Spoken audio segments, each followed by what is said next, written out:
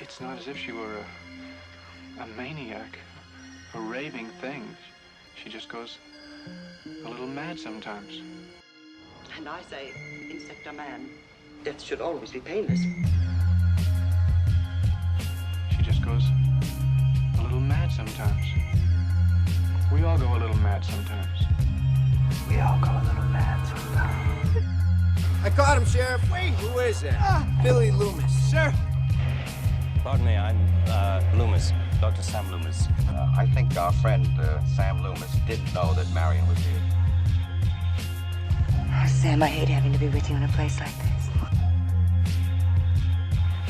Well, just listen to me. When you go down the street to the Mackenzie's house, I want you to tell them to call the police. Car. Drive down to the Mackenzies. We must be mad. Literally mad. Watch a few movies, take a few notes. It was fun. Good evening, chat. How are you doing? Welcome to the 79th episode of Double Feature Horror Show. I am rejoined by returning guest, Shrouded Hand. How are you doing, Shrouded? Hello, hello. Hello, everybody. Good to have you back. And also TCG, how you doing? Hello, and welcome to the channel. And I'm seeing a lot of new people in the chat. So I think probably if you're a fan of Shrouded, you've followed him here. That's awesome. Welcome. Say hi. Say hi. It'd be lovely to see people who are first timers typing.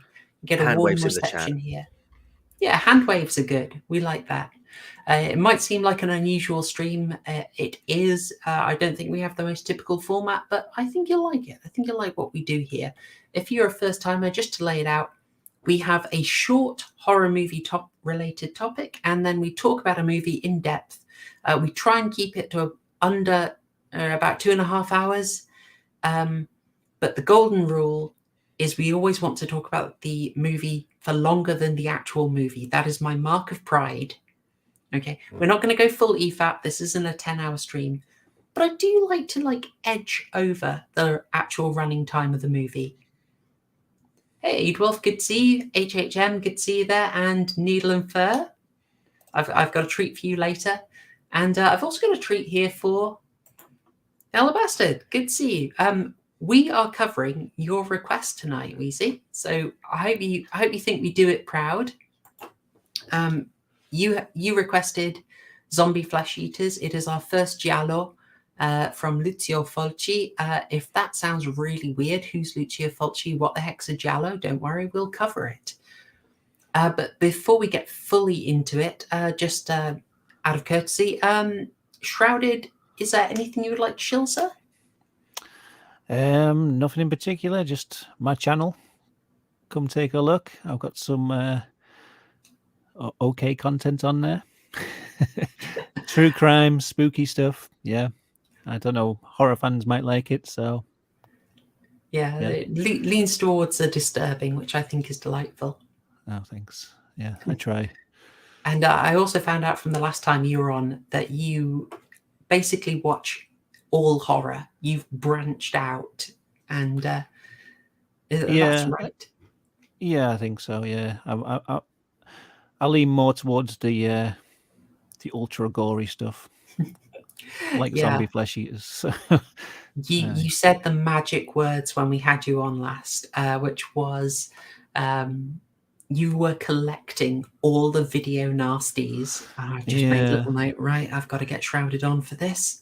Yeah, and I had a really nice DVD box set of this, which had extra discs with all the soundtrack. I tried to dig it out for research and couldn't find it, as usual. So I've got it somewhere. Nice. Yeah, I'm having this thing of I kind of moved off the physical media, and now there's so many I can't find them. Yeah, I'm scratching my head. Where the heck are they? Alas. TCG, anything you'd like to shill?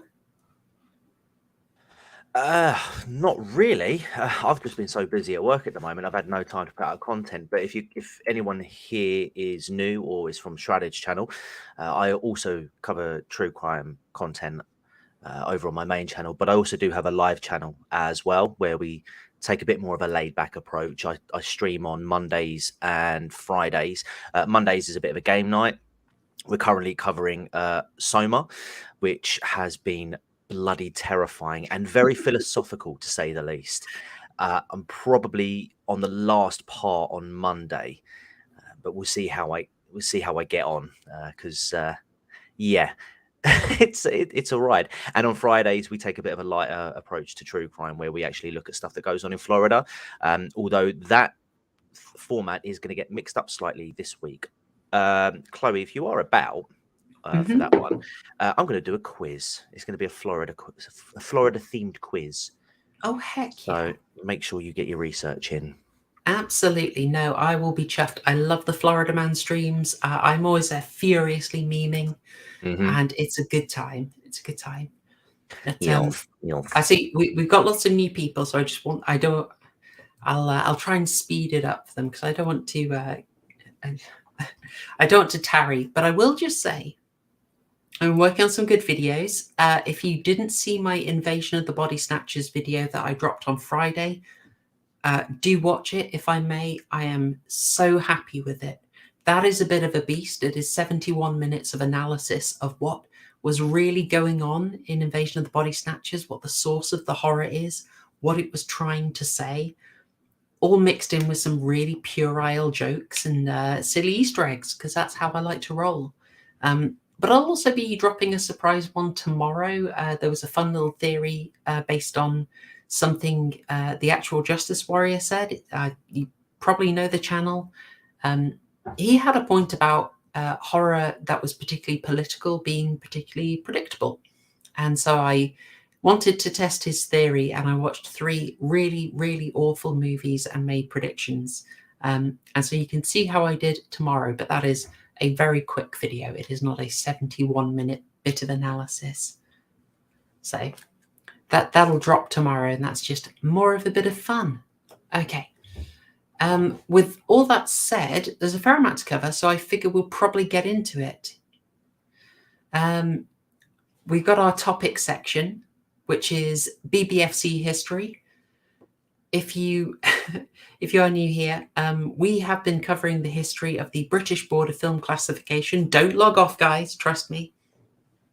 It is specialist, but we try and keep it interesting, because the decisions that the BBFC makes kind of manages to affect the films that we see. We're going to talk about zombie flesh eaters in a minute, and if you saw it in Britain, you saw 1 minute and 46 seconds less than someone in America or Italy. The standards that the BBFC has, you know, they matter. They have a real impact on the films that we get to see. So we will be discussing part 8 of that. But before we get into that, TCG, you had a request about the BBFC history. Did I? You said there was one thing the BBFC history parts needed. Oh, God, you haven't, have you? Oh, yes. Oh. Oh, bring it on. I'm looking forward to this. Do you want the full version or the short version? Oh, look, we're not getting reviewed by the BBFC. I want the full version. Okay, folks. Strap in. No one leaves for the... It's like a lock-in at the pub. No one leaves for the next 3 minutes, okay? No one's getting out of here alive. Okay. Here we go, chat. And TCG, you did ask for this. Yeah, blame me for this. Blame me. Okay. Enjoy.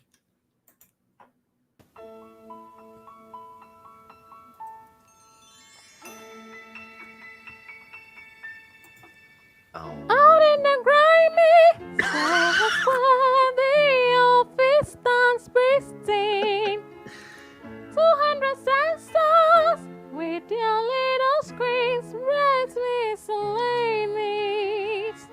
There's so much background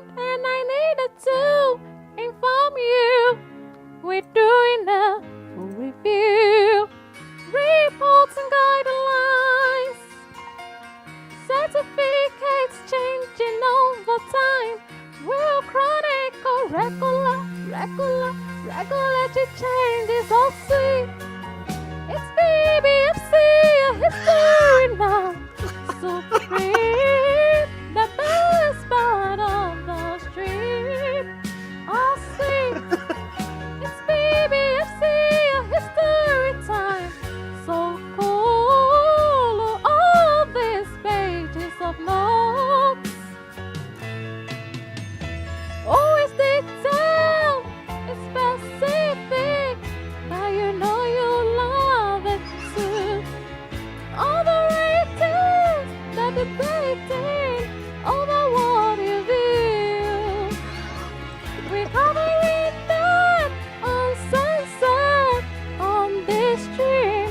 Your favorite topic.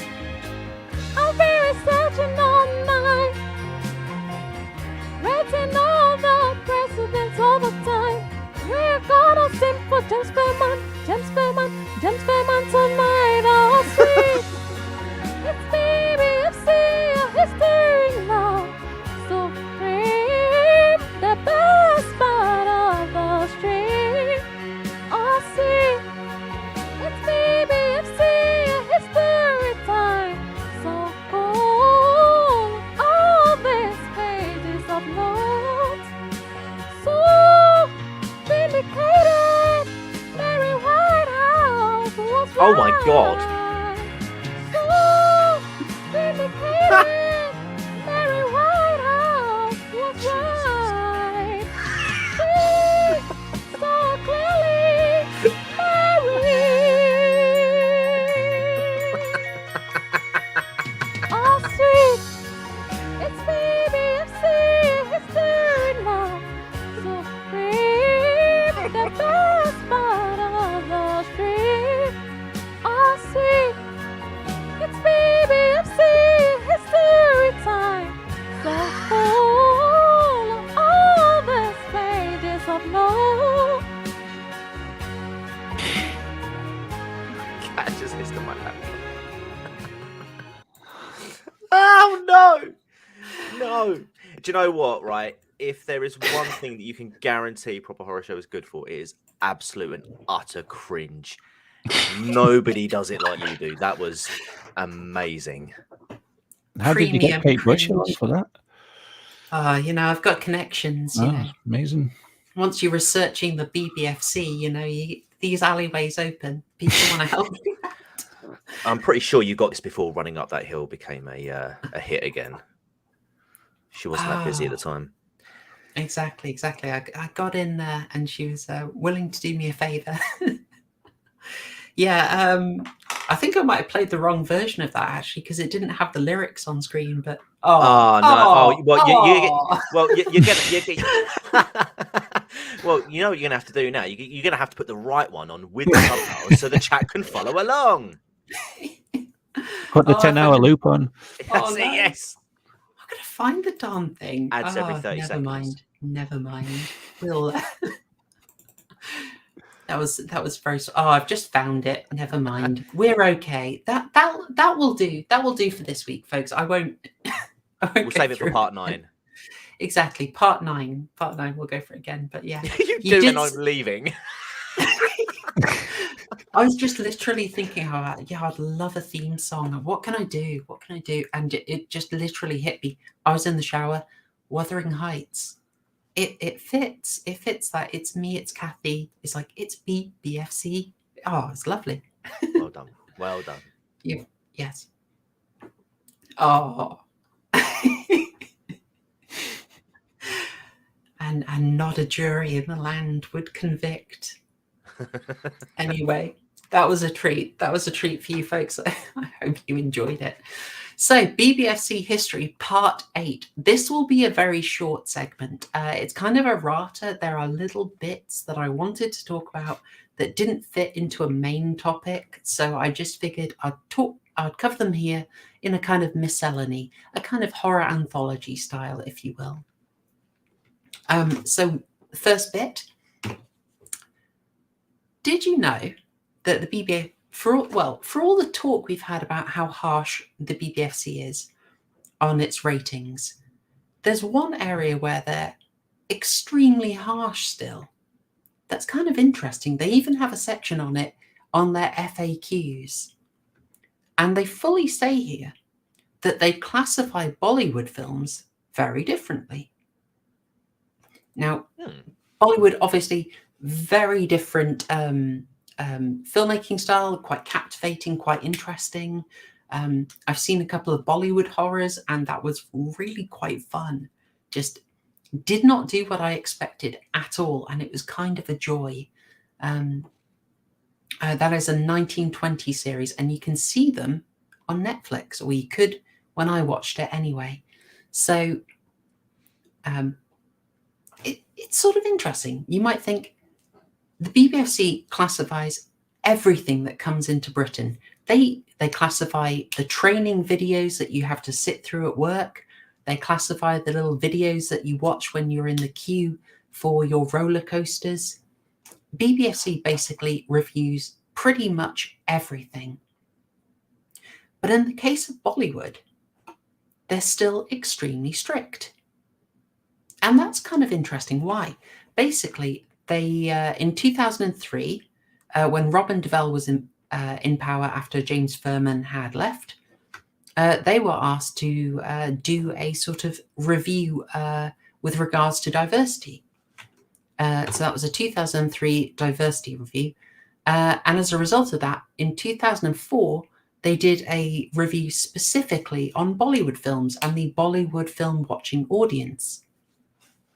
Because they basically found that there was a completely parallel film watching environment, I guess you might say. I mean, do you guys tend to watch much Bollywood? I can't say I've watched a lot of it. It's fair enough. Shrouded? I don't. I think I've seen a few like Indian horror films, but they weren't Bollywood with the random singing breaks in the middle and things like that. Oh, my horror had a singing break. No, I've not seen anything like that. It was special, but they basically found out that Indians, Pakistanis, Bangladeshis living in Britain were basically bypassing the BBFC, very much in the manner of when your VHSs came on the market and people were just getting bootleg VHSs and all that stuff, bypassing the ratings. Well, that's been going on for a very long time. They kind of found out that the audience for Bollywood movies really wasn't watching the stuff in regulated cinemas. They were typically getting videos of various legalities from video stores, because these are sort of like traditionally, you'd say, Indian-owned businesses. And so basically would be getting the Bollywood movies direct from relatives in India, Pakistan and Bangladesh. Or I suppose, let's take Bollywood, which is strictly Indian, for the sort of films from that area, if you'll forgive the shorthand. That's cool. So a lot of these films just weren't getting rated by the BBFC, and if they were getting rated by the BBFC, people were getting copies that the BBFC had not seen. It was like a total parallel economy. So they looked into this. They did this report. They did a load of focus groups with those diaspora communities. And they found out that the communities basically had extremely strict standards, as we would say, really close to how films were rated back in the day, like the very earliest 1912 ratings. Basically, they thought there should be all basically family friendly, but some of them a little more designed for children. So really like when we just had the U certificate and the A certificate, which I thought was absolutely fascinating. You can see in the executive summary there that they did 6 in-depth interviews with video shop owners, because they were sort of a key go-between between people watching these films and the supply side of it. Okay. And they found out that a lot of these audiences weren't speaking English, did not know what the BBFC ratings were, and didn't trust them, but generally just thought that things rated by the BBFC were likely to be a lot more extreme and sort of didn't trust the ratings. Right. So they were seeing, to make it clear, we're talking about stuff like just a couple kissing. Oh no, can't be having that. Yeah, an unmarried couple kissing Whoa. would be out of line. So they found during the focus groups, they were showing, just like they do for all of this, they tend to show people footage and then ask them what they thought of it, and then ask them what they thought of the BBFC's ratings. And they found that the families they were showing this to, a lot of them, even just in the kissing, were just like looking down at the ground and looking away from it. Where their buckets at the ready, violently throwing up, like out of a scene of from Team America. Oh bless! No, that they weren't showing the material even that extreme. Oh, no. I assure you. But what they're finding is just this complete values dissonance here. So it's almost like the fact that if it had gone through the BBFC, they thought, I can't trust it. You told me it's family friendly, but it's not. There are unmarried couples kissing. Gotcha. Maverick kind of mentions, was there any hand holding? Oh, shocking! Come on, Maverick. This is a family-friendly stream. Don't be dropping the old H words around here. Shocking. We are a socially distanced stream. Absolutely. That's right, Gatsby. Yes, Gatsby. Bless him. Yeah, the report is, I mean, I would say it's fascinating reading, wouldn't I? But I found it eye-opening. So as sort of a compromise to their sensibilities, the BSC decided, okay, fine. We are going to start rating those really harshly. And so stuff like the unmarried couples kissing, that will get bumped up to a much stronger certificate if it is a Bollywood film. That's mental. That's genuinely really mental. I could find absolutely nothing on Chinese cinema, but I imagine the same thing goes, because I remember Chinese friends, they had all bootleg copies. I was like, this obviously hasn't been through the BBFC. This is like a fan sub. Yeah. And I just thought, has that gone through? And that, again, like you watch a Chinese movie, you notice what is okay and what's not okay is like clearly very different. So yeah, I couldn't find anything on their site about that. But I thought the Bollywood stuff was really interesting. The fact that for so much of it, they've said, oh, come on, guys, society's liberalizing, so we'll allow more and we'll allow more. And then for Bollywood, they got a sort of real rejection, and they tightened the reins on it. I just thought it was really interesting. That's mental. Yes. And you notice, like, because this is coming out of effectively a community saying, I'm not confident about the BBFC's decisions. Well, there's kind of a similar one here that I found. Someone linked me to a while ago, which is kind of like a regular Western version of ducking outside the BBFC. So this is an alternative rating site. Now, I think there are a few of these, but Common Sense Media is one I looked at. Although this sort of recently updated for what it covered. So it's now added diverse representation as something it covers. But I find it quite cool that it has a rating for positive messages.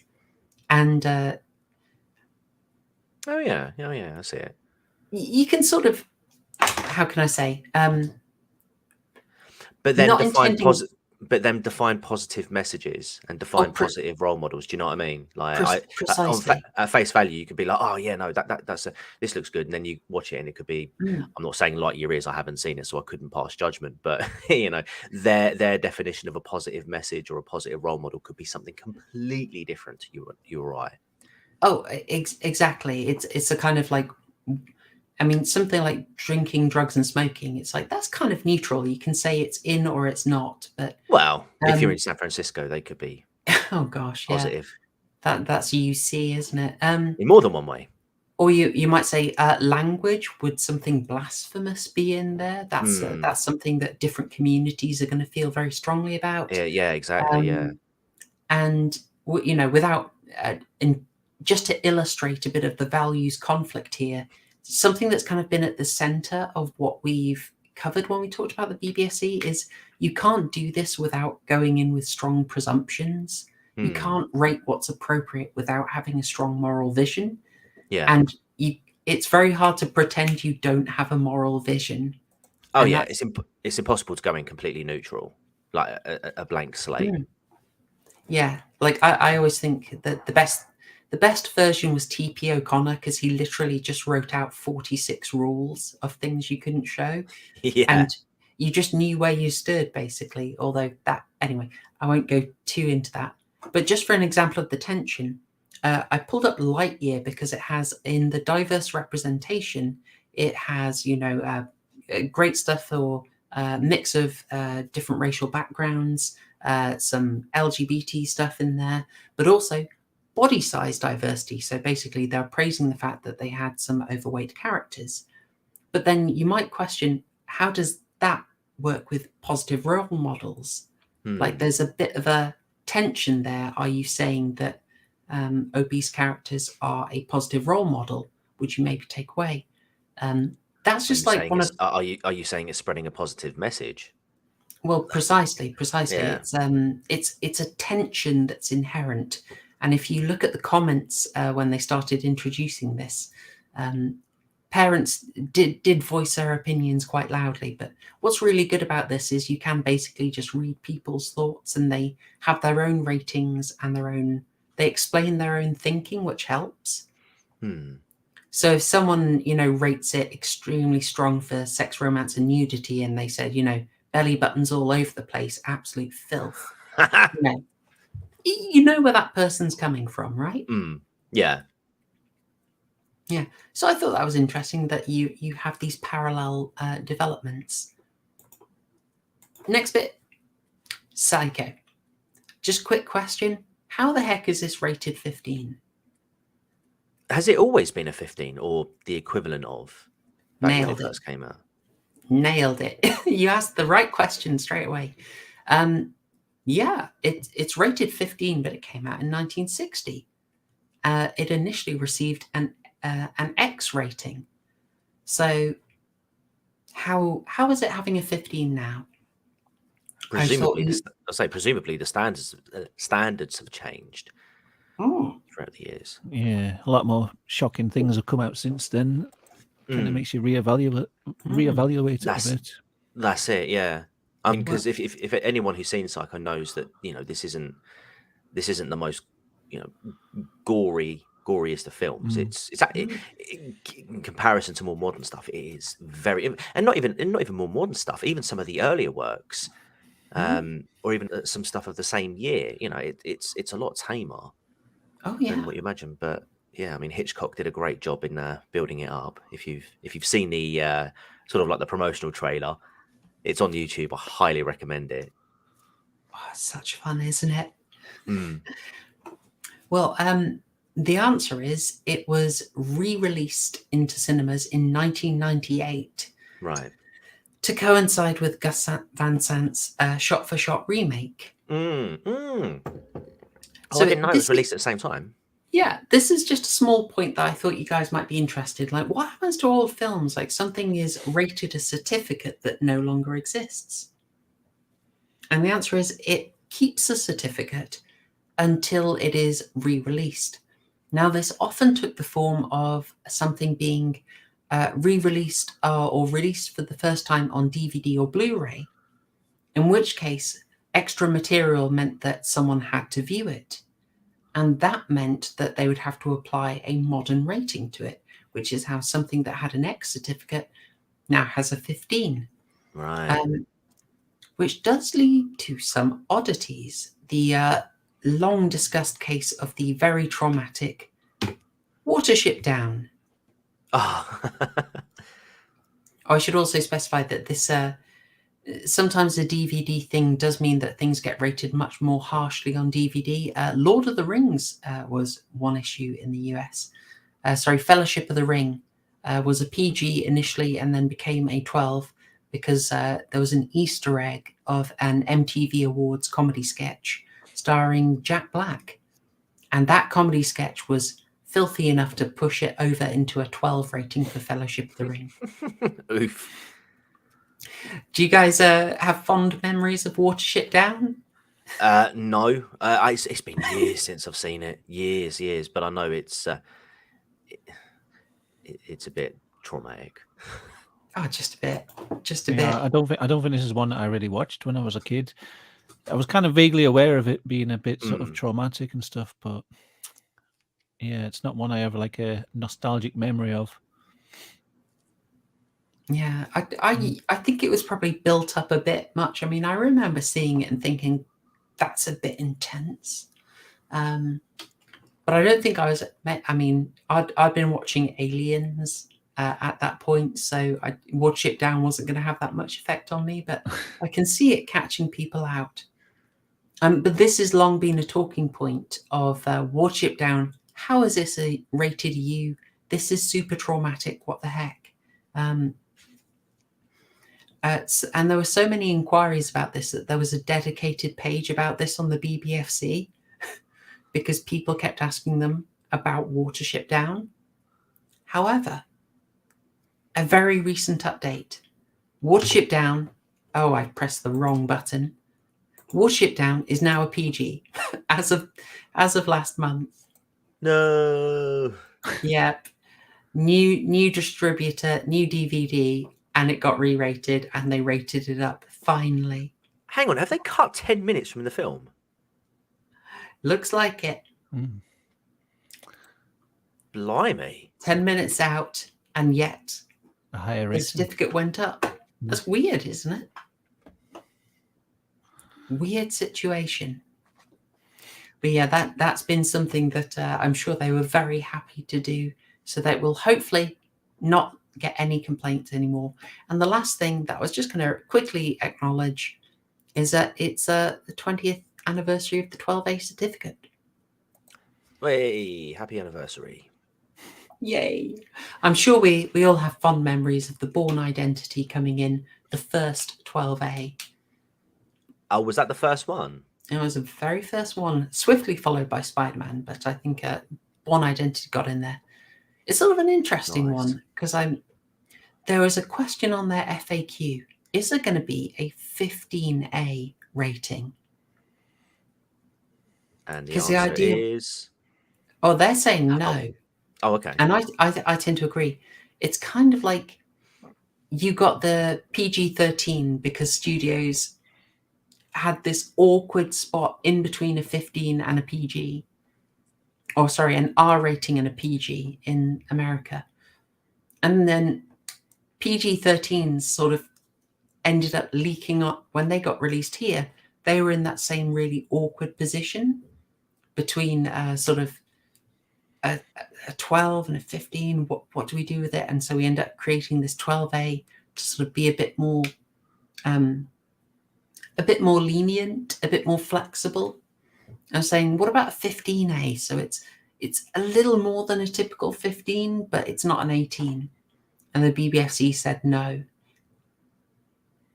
I mean, I'm kind of agree because I watch 15s today and I think like, oh, I mean, you can kind of show everything you would get in an 18 back in the day. So I remember, is it The Others, Nicole Kidman?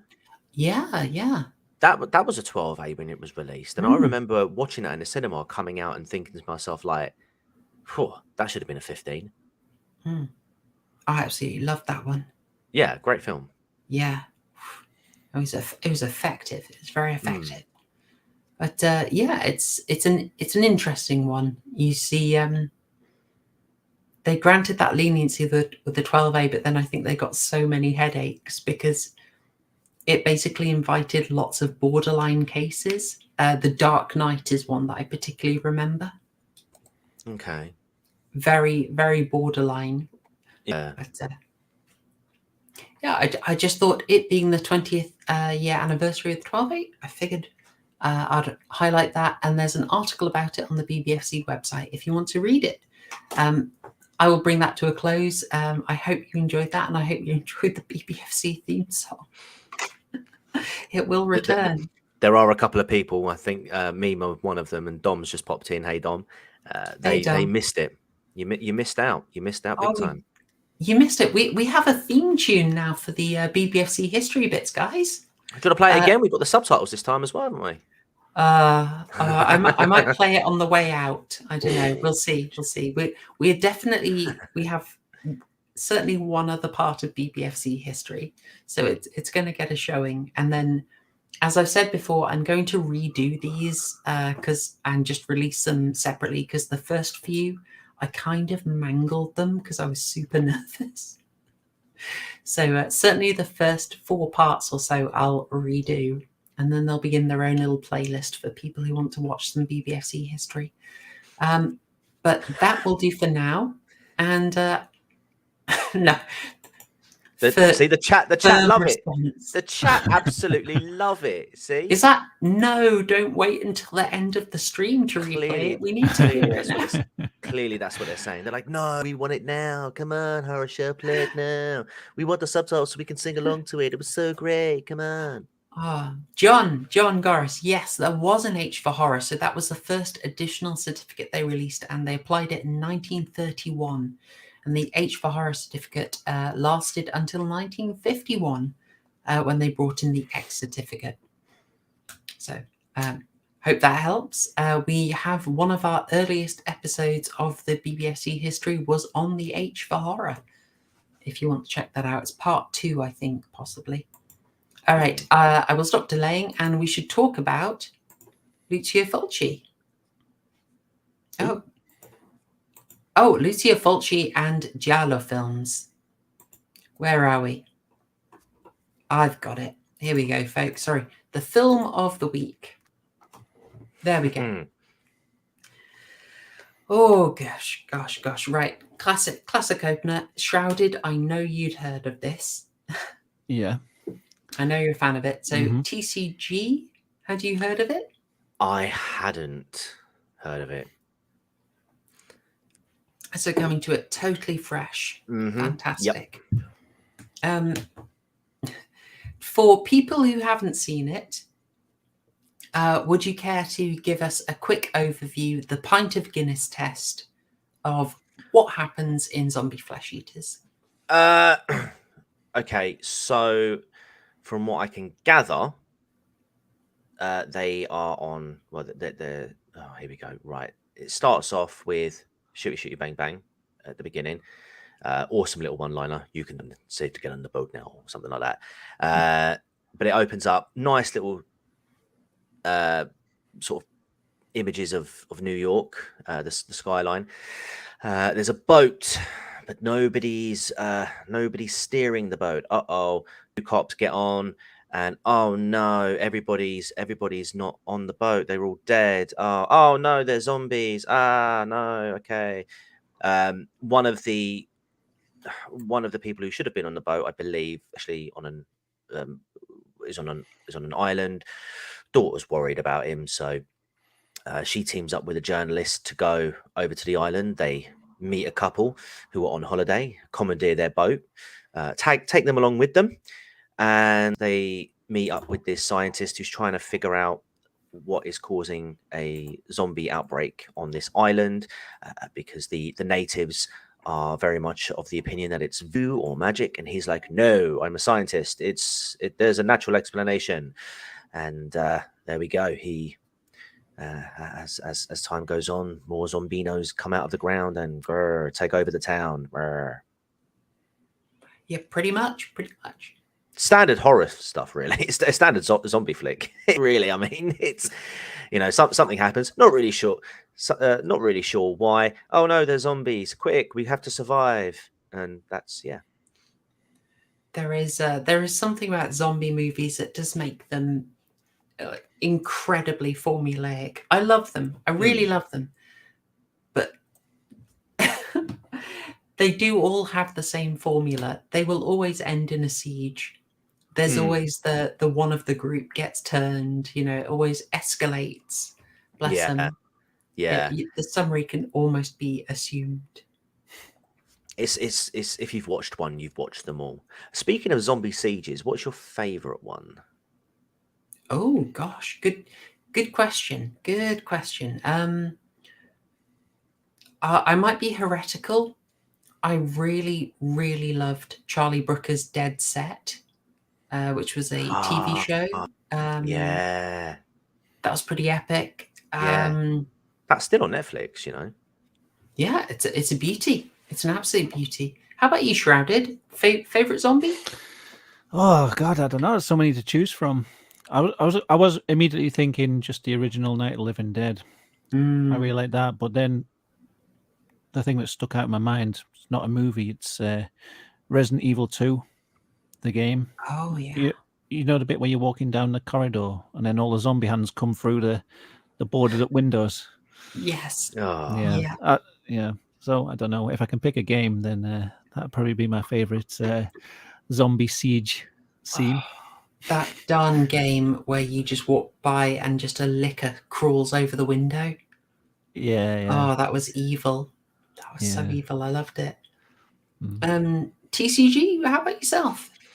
For me, I have to, again, I don't know if people will agree with this, but the last scene from like the final scenes from Dawn of the Dead, the remake, when they're breaking out of the supermarket to get to the boat, and just the absolute carnage that ensues from that. Oh yeah, that was brilliant.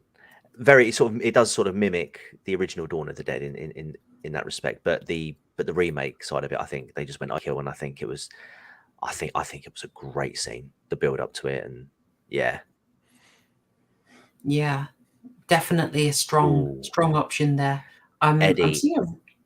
Eddie 789 in the chat says running zombies or walking zombies. Now, for me personally, has to be walking zombies. I like my when it comes to zombies, I like the slow, the sluggish, the weak kind of zombies, but like strength in numbers. For me, that works more than just crazed lunatics sprinting at Usain Bolt levels without the end of stamina. I think, yeah, I've got to agree. I really like the slow build up of the, because you know how one zombie on his own, it's not really that scary, but it's the sudden, like, you turn around and there's a whole gang of them and you realize you're surrounded. Whereas if they're just running at you, then it's almost like there's none of that tension of it building up slowly. It's just they're an immediate threat right from the beginning. I like a running zombie movie, but I feel like every zombie film that comes out nowadays is they're all running around. There's no love for the slow zombies anymore. Yeah, things like, I mean, oh, sorry, I was going to say Charlie Brooker said he'd basically made his zombies in Dead Set fast as a budget decision. Yeah, because he really couldn't have 30 zombies, so he figured make them fast so that they can be a quicker threat. But yeah, I like the claustrophobia of just the horde of zombies. It's so much more powerful, because they are kind of unique. They have to have that sort of strength in numbers. Everything else is kind of a superior fighter, and a zombie is not a superior fighter. But it's just the fact that there are so darn many of them that win it for them.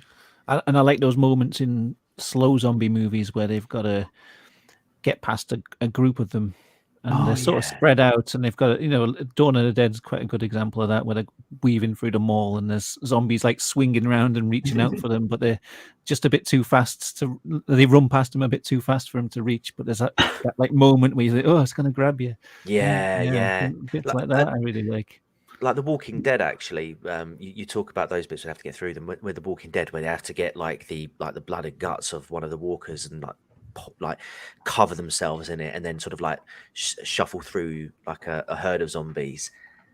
Like, oh my god, the tension in that in those I think that was like season 1. I think it was like episode 2 or something like that. Oh mate, that freaked me out. I was glad to see someone reference Reanimator. That was lovely. No one going for Brain Dead. No one fancies Brain Dead. Bit of love. I do love Brain Dead. Yeah, that was one of the first like horror movies that got me into horror. Was my brother's mate brought around a tape of Brain Dead, and I was amazed. I said it when we covered Brain Dead, but beautifully, the BBFC actually wanted to give that a 15. because they said, look, Really? they said, look, it's obviously a comedy.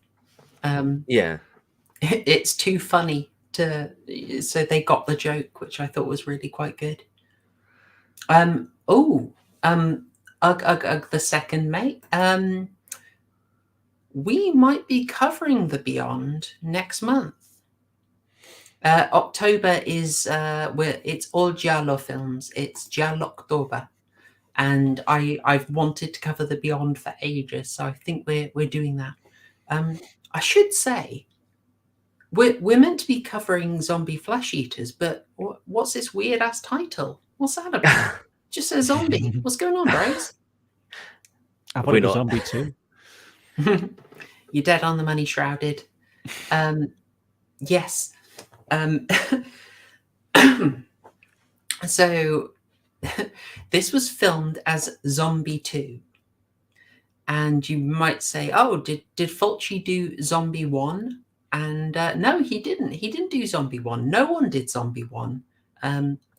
George Romero, Italian copyright law. This has happened many times. Italian copyright law lets you call something a sequel to a completely unrelated franchise that you have no copyright to. Oh, no way. Yeah.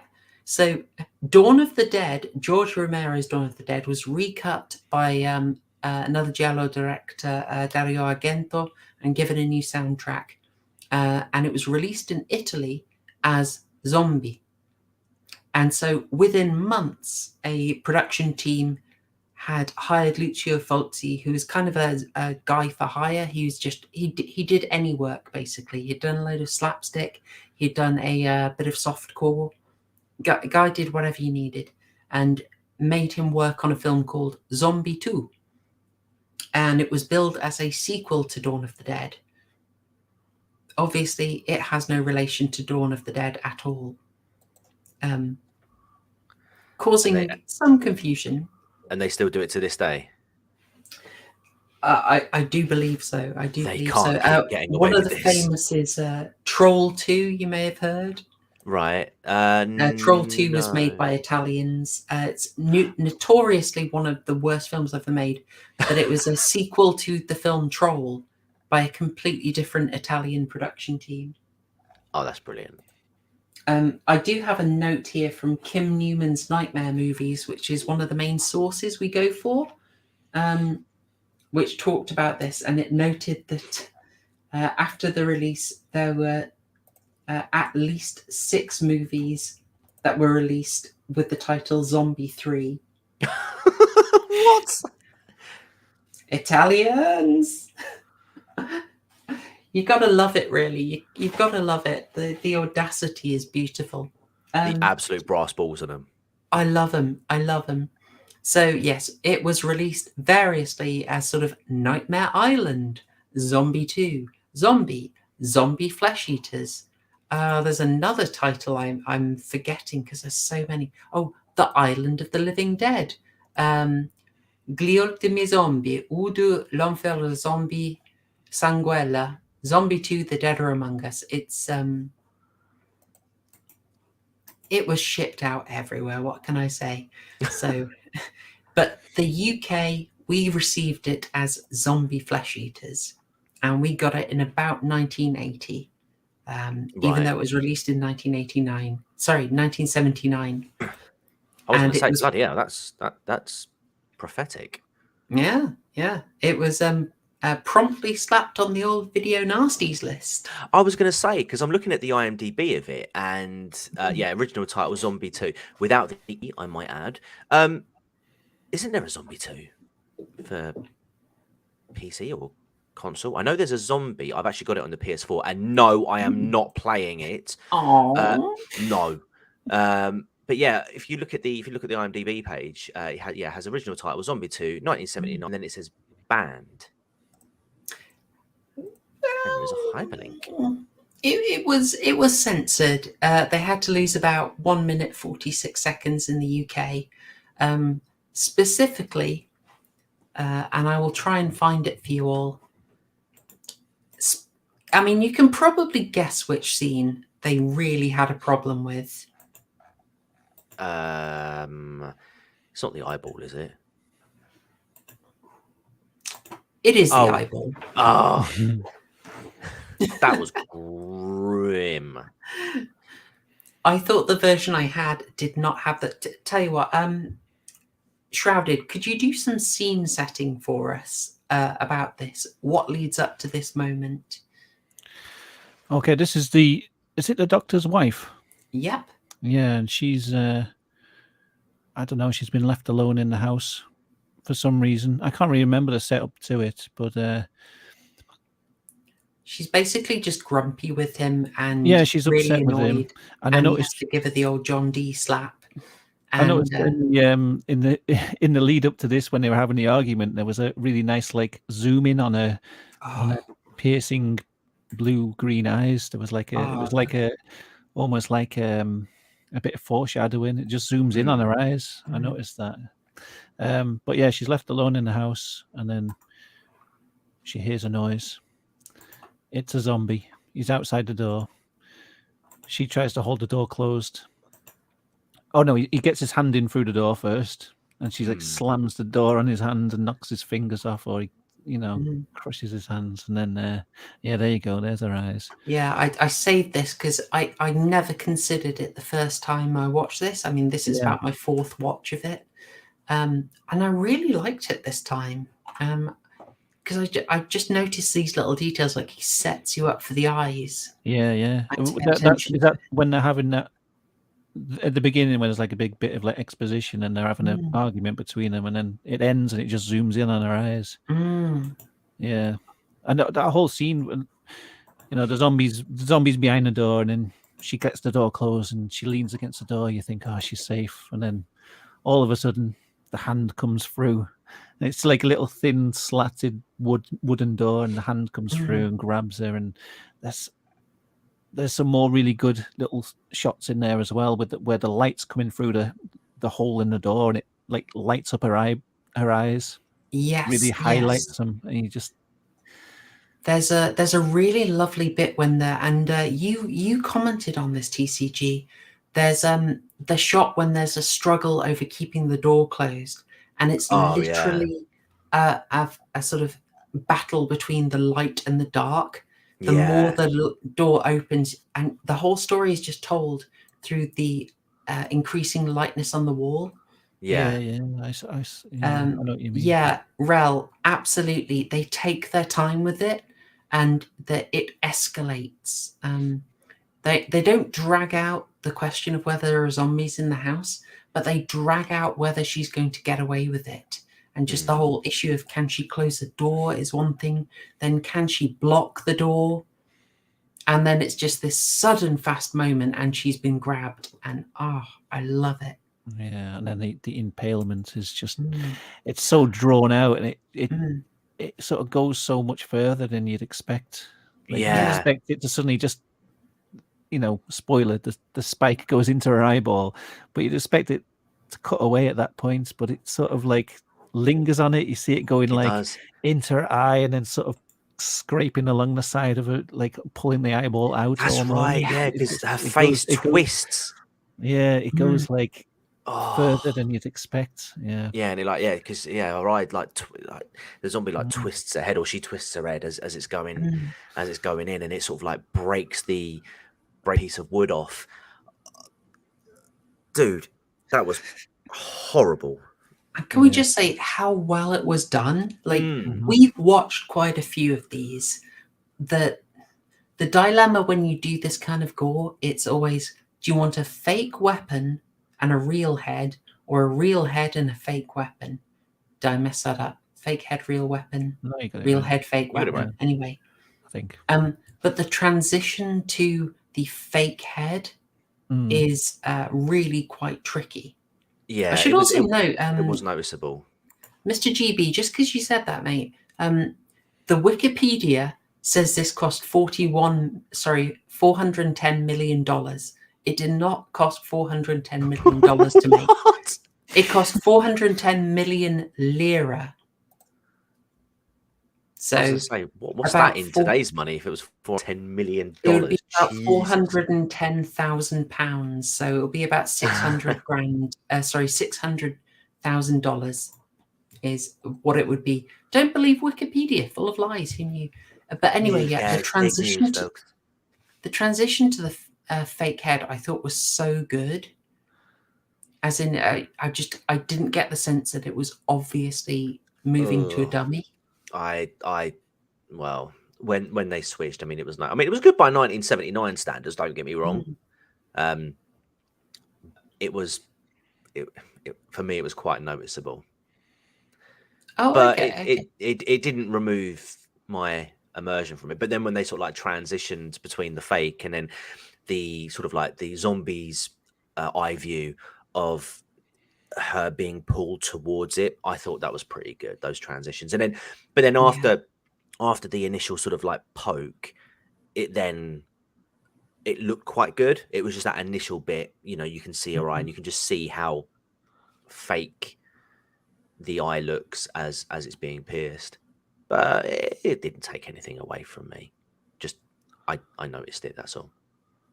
Yeah, I feel like you could tell it was fake. You know, it was almost like a mannequin head, but it still gave me that like reaction as if there was a real person getting their eyeball pierced in front of me. You know. Yep. Yeah. Oh yeah. I thought for mannequin it was good. For what? Sorry. I thought it was good for a mannequin. You know. Yeah. Yeah, Oh yeah. It was a good effect. Yeah. Yeah. All I'm saying, I mean, it was noticeable, but at the same time, it was quite a bold move. You know, there's plenty of films out there that wouldn't have shown that scene, or probably, you know, given the piercing effect from the zombie's eye view, and you know, maybe some blood spurting out of the eye, but you're not actually seeing it being pierced, just to add to the effect. So, in terms of the decision to actually use the prosthetic or the fake head, it was a bold move, and yeah, the payoff was definitely there. But it's just, I'd say just in terms of that initial piercing, it for me, it was just noticeable. It wasn't enough for it to remove me from the scene and think, oh yeah, that's ridiculous, because it bloody well wasn't. They do, I think, clue you in pretty early on that you are going to get some very grim stuff happening. Yeah, Susan might not like this, but the initial scene when the police get on the boat and one of them's grappling with a zombie, just the way he tries to grab hold of this very rotted zombie's arm and just tears off. Oh my goodness. Do you know, it's good what you pointed out about the wife's death scene, about it, how it was sort of like not dragged out, but how slow it went. I felt like with a lot of the kills in this film, or a good number of them, that kind of effect happened. Like this scene here, you know, it wasn't dragged out, but it was. It took its time in getting you to that point. I'm just trying to think of another one as well. Actually, no, we'll come to that later, because spoilers already, but I don't want to spoil too much too early, too soon. I'm sure we'll get to it. The thing we always forget, spoilers, guys, spoilers for the whole movie. You know, we're going to talk about it for at least 91 minutes, because that's my mark of pride, is we talk for longer than the running length of the film. But yeah, we'll be spoiling the whole thing, so don't be surprised. And while I'm saying that, also, we're on YouTube. It really helps if you are liking the video and interacting with it, because it's one of those things that prompts Susan so that she shares this around. She'll like buttons eye through a broken piece of wood. Oh, absolutely. You just sort of grab that subscribe button and just bite a great big chunk out of it. You know, I want you to spread this video around like a zombie virus. Oh, dear. Nice. It's like, oh, I mean, come on, like, yeah. How can you spoil a zombie movie to an extent? It's all about it's kind of like the slashers. It's all about the delivery, really, with the zombie one. It's all about the delivery with it. Shrouded, what would you say is kind of like striking to you about this film? What sort of stands out to you about it? I don't know. I really like the setting of it, the sort of tropical island theme. You know, on rewatching it, I didn't realize it took him so long to get to the island. Like, I remembered it as basically the sort of New York scenes being like a couple of minutes at the beginning, and then the whole rest of the movie taking place on this island. But it's good like 35 minutes or so before they really get into the tropical island stuff. But yeah, I really like the setting of it. I basically just really like these Italian films just for the Italian horror films. They always just feel a bit slightly uncanny valley, like the way they're dubbed over, and the sound effects are always a bit sort of strange, like a bit stark, and they always give me like a bit of a sort of uncanny valley vibe to them. This scene in particular on the ship was driving my dog mad, because they had these like really stark fly sound effects over the top, and my dog was like looking around for this fly in the room.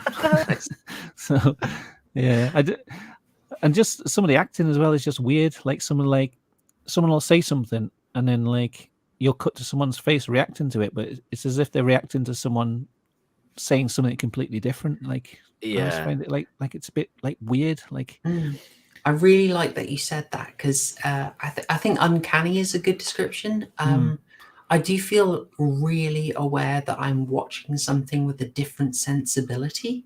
Yeah. And it is kind of jarring. TCG, you're asking me about the dub in my chat. Yeah, it's an interesting one, isn't it? Yeah, almost immediately I was because I initially thought that excuse me, the copy that that I purchased had like the audio was off sync, because I was like, is this dubbed? And you were like, yeah, no, it definitely is. And I'm like, oh yeah, no, it definitely is. It was kind of jarring in some places because the dialogue didn't quite match what they were reacting to. It's like, and I'm sure we're going to cover this scene later, but after she, after the woman comes out, stops scuba diving, and they pull her on board, and she's just like, "There's a man down there." What? Yeah. There's a man. It's like it just didn't. You know, she just looked exhausted, but she was kind of like cheery while saying, "Oh, there's a man down there." I was like, It's not on the same level, but you know, like the old Resident Evil English voice actors. There can be that vibe to it sometimes. Where it's just a bit awkward. And you might even wonder, so at this point, it's probably not as familiar to you, but in 1979, people would have known the lead guy in this, Ian McCulloch. That name didn't ring a bell. Yeah, if you watched Survivors from Terry Nation, guy very involved with Doctor Who, he created the Daleks, very involved with Blake Seven. Ian McCulloch is your main guy in that. And I hadn't I'd watched this long before I watched Survivors. So when I went back to it, I was like, oh my God, it's the main guy. Why is he dubbed? He speaks English. Why is he dubbed? Kind of like Arnie in Hercules. Okay, because he's speaking English in that film. He's speaking English. Obviously, it's very broken English, but he's speaking English. Did they have him dub over himself? Or no, I haven't seen Hercules for ages. No, it was they had like another actor dub over Arnie. It's literally just all like, I'm Hercules. It's really bad. It's really bad. Oh no. Yeah, it's a quirk of this little genre called Giallo. And I'm not sure I've specified what that is. Basically, you might call it the Italian exploitation film genre. I think that's probably fair to say. These are low budget, quickly made, rushed out, just like the exploitation or the blaxploitation, with their very own sensibility. Like, they are extremely, I would say, evocative. Do you think that's fair to say, Shrouded? Evocative? Yeah, I think they go on like this high emotion, lots of focus on the eyes. Something they're famous for is like the POV shots from the killer, or that's what I associate with the genre. The black gloved hand with the knife coming in. Yeah. Oh, that's a classic. Yeah, Nocturnal Frequency Radio. Yes, that's a very good description. A lot of you will probably have seen a film that came out, I want to say last year or 2 years ago, the title of which has now immediately left my mind. Gosh darn it. Why has this happened? It's from James Wan, and I am going to look... I'm going to furiously look through it. It was gory. Help me out, guys. What's it called? Malignant. Right. Is it Malignant? Malignant, 2021, American horror film. Do you know? I don't think I haven't seen it. Hang on. Yes, it was Malignant. Thank you. Oh, don't you hate it when your brain does that? Malignant. Okay. Malignant was a direct attempt to do the Giallo styling, down to the extremely vivid lighting, like strong red lighting, strong blue lighting contrast, the masked killer and their black gloved hand getting the focus. It was a massive Giallo tribute.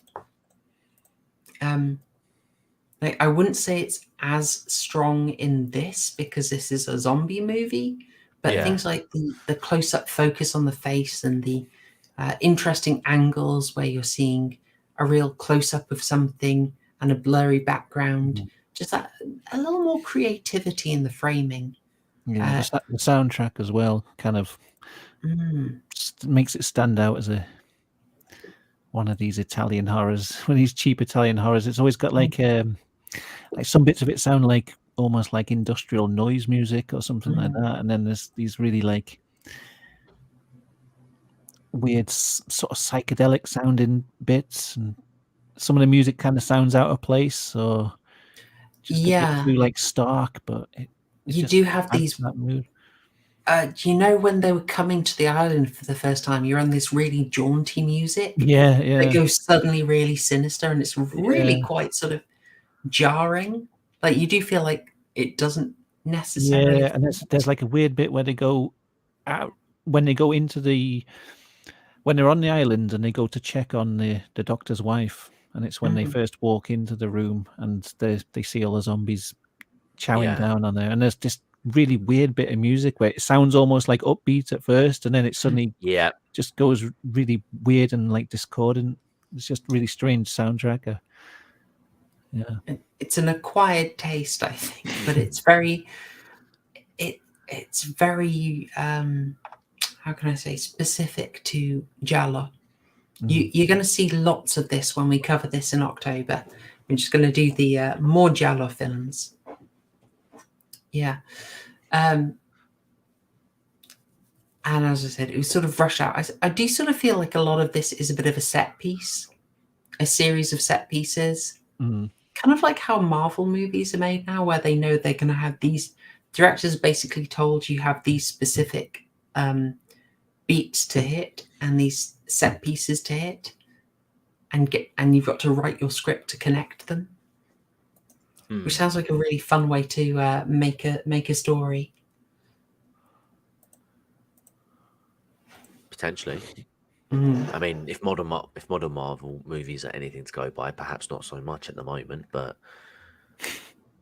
as long as it's cute, I guess. And again, like we say, the zombie formula is a pretty, like you said, it's quite formulaic, isn't it? But there are bad zombie horror films out there, and there's some really excellent ones. But when you sort of deconstruct it right down to its core format, it is pretty much the same. It's all about how you deliver it. You know, beer has the same ingredients, basically. Grains, yeast, hops, and water. And yet there's a huge variety in how it's delivered. Exactly. Shrouded, you mentioned something about it being more old school. Someone in the chat had mentioned it being old school. I really like that. Sorry, what I mean by that is it's a zombie film where it's actually voodoo zombies. Yeah. I really enjoyed that. aspect of it. It is a callback because we Yeah. did sort of lose that. Zombies stopped being such a sort of voodoo related in the Caribbean sort of thing, and then became other kinds of witchcraft, or just became purely materialistic, purely sort of a virus.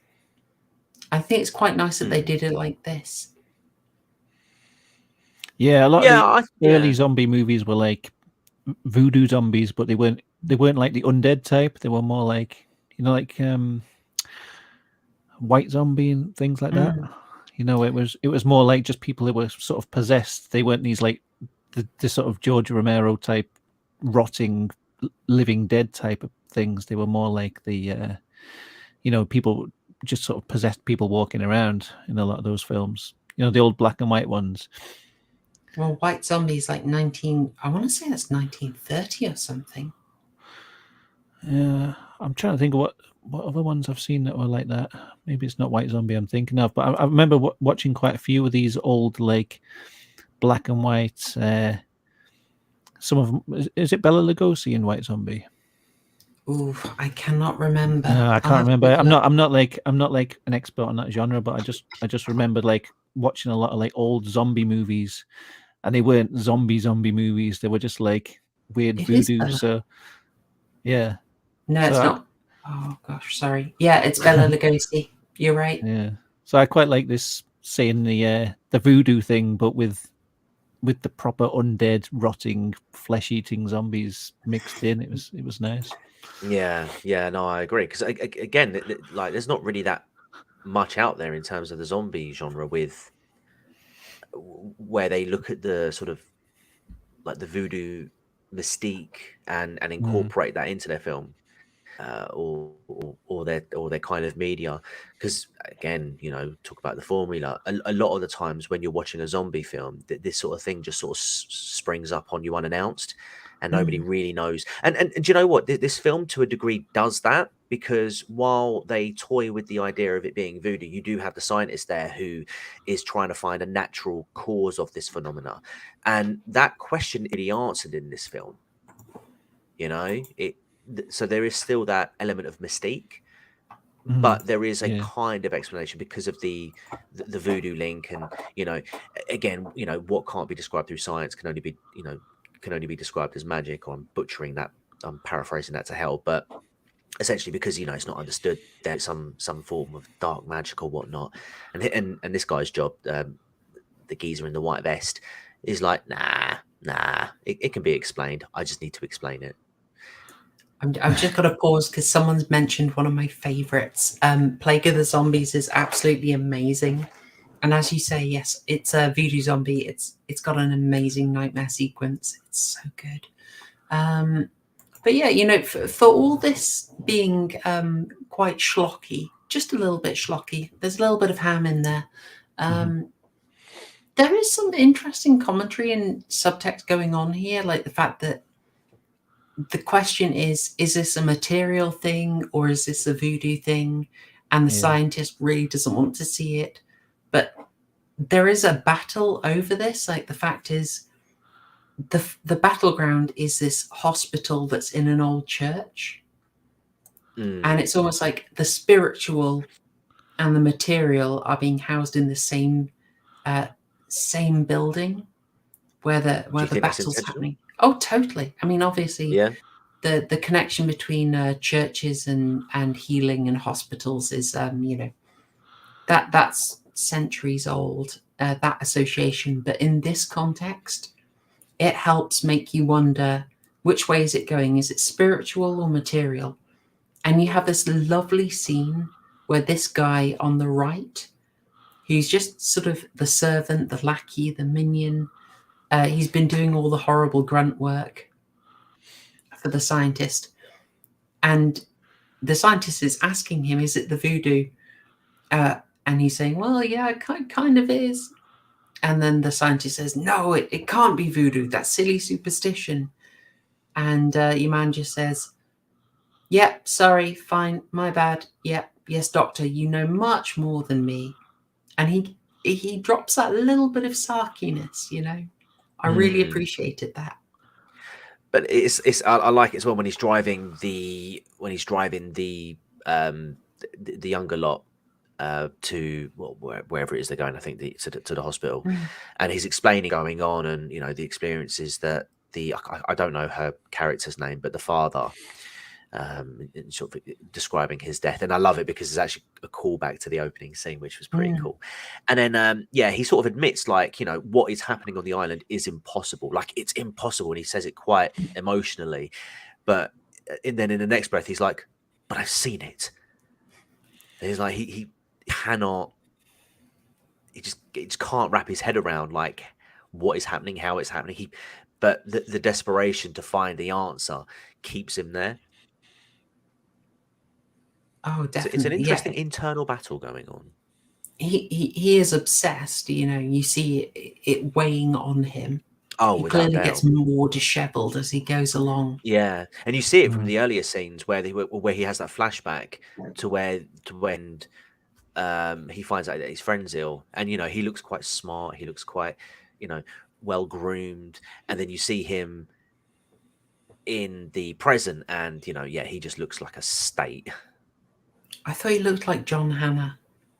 Do you not think? Yeah, John Hannah's looking rough. Something I noticed in that when he was like recalling how that woman's dad died. I don't know any of the characters' names, but when he has that little flashback, and then you hear the line from the very start of the movie again. Yeah. After he shoots the gun, does he is it like delivering the line and it sounded different the second time you heard the line? Was it like delivered in a different way, like with a different sort of intonation or something? I thought maybe he was like recalling this event to the woman, like telling her about what happened to his dad, and it was like he was remembering differently to how it actually happened or something. Yeah. I don't know. Because they also shot it more sympathetically, I think, because he was much more silhouetted at the first time around. Yeah. But it sounded like he sort of delivered his line much more like harshly at the beginning. Like he was just, it was almost like an action hero or something. The first lines of the movie was just very like matter of fact. Whereas when you hear him saying it in the flashback, he's sort of like, you can hear like the emotion in his voice a bit more, like he's a bit more sort of broken.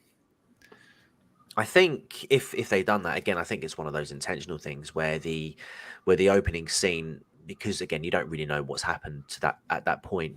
Obviously, somebody find out later. If they gave it more of an actiony sort of tone, obviously with him being silhouetted out at the time, maybe that was added or that it was presented that way for the ambiguity. Don't let on that this guy's pretty cut up, that he's having to put a bullet in his friend's head. Let that be revealed later on. Yeah, I wasn't sure if I'd just imagined the line being delivered differently. Yeah. I'd like to see it side by side, but I felt like I wasn't sure if he was like recalling events differently to how they actually happened. Maybe. I don't know. I'd have to go back and compare it side by side. Yeah. It would be interesting too. I mean, the fact is that they are re-recording everything because of the Giallo process. Yeah. So he probably recorded it one way the first time, and then he gets to the next occurrence in the booth, and then he just re-records it a bit more sympathetically after that. Yeah. I mean, I should have specified this earlier, but TCG, this is why it looks that way. It was a common practice for Giallo that everyone just redubs their lines. Right. And you would often have them casting from all over Europe. It's really noticeable in Argento's Profundo Rosso. Just basically, you have an English actor who is on set whilst being filmed speaking English, an Italian actress who will speak Italian, a French actress speaking French, and they just know their own lines.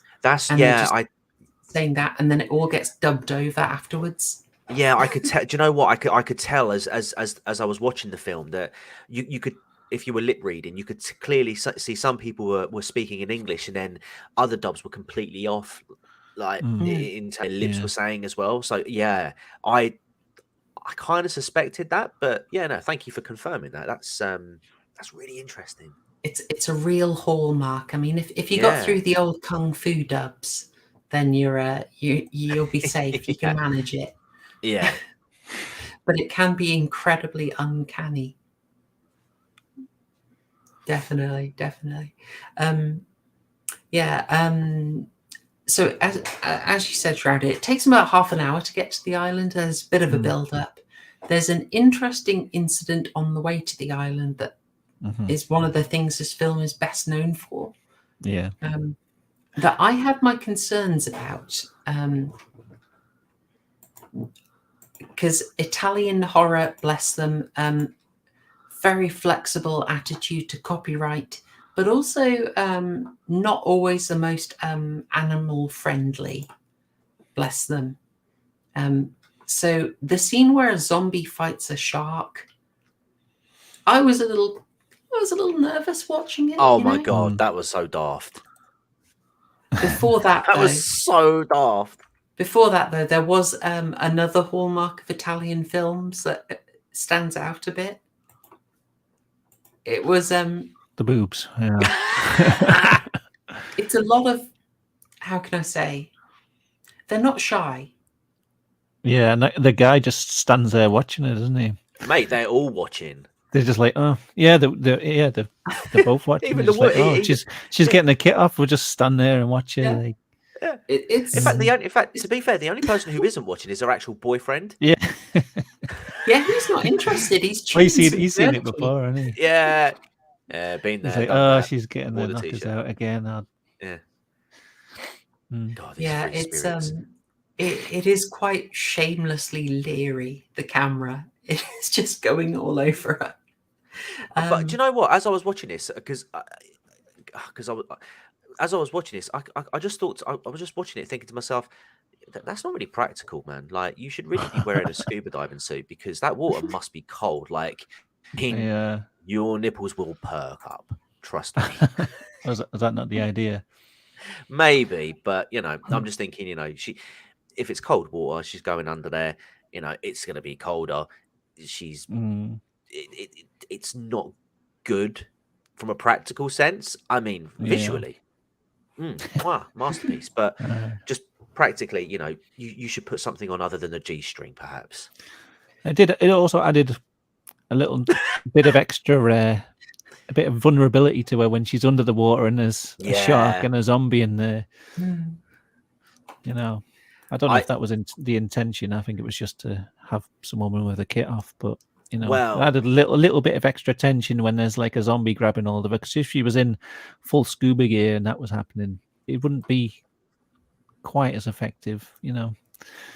Full access to a whole, all of her flesh. I would say I consider this a bit of a warm up in terms of Giallo and I guess portrayal of women. If we cover the New York Ripper, that is quite amazing. It really goes very, very far, and I was quite surprised as I was watching it. I think a New York Ripper is also Lucio Fulci, and it has these really bizarre, quite sort of basically softcore scenes that I was like, what's going on here, guys?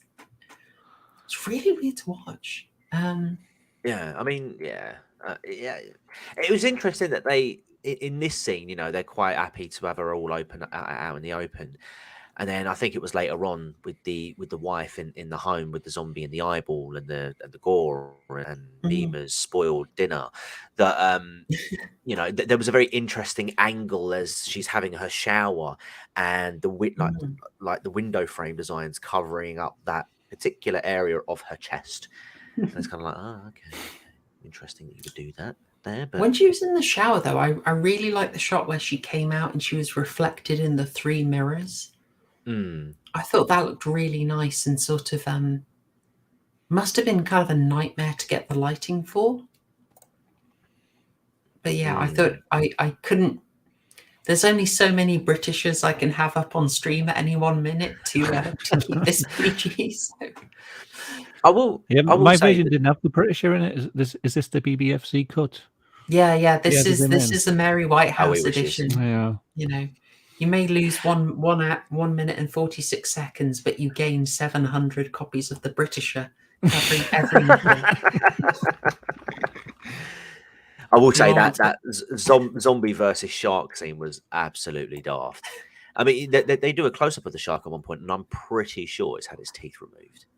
Yeah, I thought that. Yeah, it looks like at one point it's got like it was ripping off the arm. It looks like it had like a hook in its mouth, like that. That's how they got the shark to grip hold of the zombie arm. Yeah. Apparently not. So I looked into this because I thought, this is so weird. How do they do it? Please let it not be awful. So the chap doing that, I should also say, this is something that was not filmed by Fulci. He did not want to do the scene. I think he wasn't a fan of it. He was worried about the risk. So this was shot by the second unit. The producer basically insisted on it. Right. So the chap who played the zombie is oh gosh, I had the name. Sorry, folks. Let's call him Mick Jagger. There we go. No, Ramon Brado, who is an underwater photographer who had worked on License to Kill, the James Bond film, and worked with sharks. He stood in as a zombie, basically to reduce the risk. And this guy had a lot of experience with sharks. They fed the shark very well, so it was less inclined to bite. It's a tiger shark, so already quite risky. How many teeth? They also gave it some tranquilizers, which I'm like, okay. I've got some ethical concerns here. Ugg the second says in the chat, at least you know who wins in Zombie v Sharks, so no more sleepless nights. That is very true. That is very true. I mean, it was something that kept me up at night, and now I've seen this film, I can retire to bed and have a peaceful night's sleep. This is massively ahead of the game. I mean, remember in the mid 2000s, how many cheapo DVDs did you see in HMV? Cockneys versus zombies, wrestlers versus zombies, toddlers versus zombies. You know, this answered the shark v zombie question already. Shark, and now we don't need to worry. And there have been stuntmen killed filming film, not in this movie, but there was other movies. I think there was like a Burt Reynolds film where someone was killed doing a scene like this, like fighting a shark, and the shark was killed them. Yeah, I can't remember the title of the film, but I remember doing a video ages ago about like times when people were killed, like filming scenes for movies, and there was a scene like this where someone was in the sea with a shark, and it just killed him. So it happened. It did its shark thing. Yeah. All I'm saying is I'm on the director's side. Like there's no need to include the shark in this scene.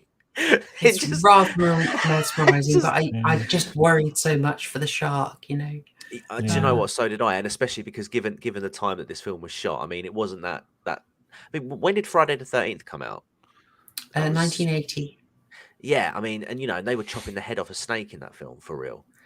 Yeah, so I was a bit like, no. And then I saw it had no teeth, and I was like, oh mate, no. And now you're telling me they drugged it out. I love this comment from John. I'm doing a scene with a shark. You better drug the shit out of that thing. You got to choose the right drug, you know.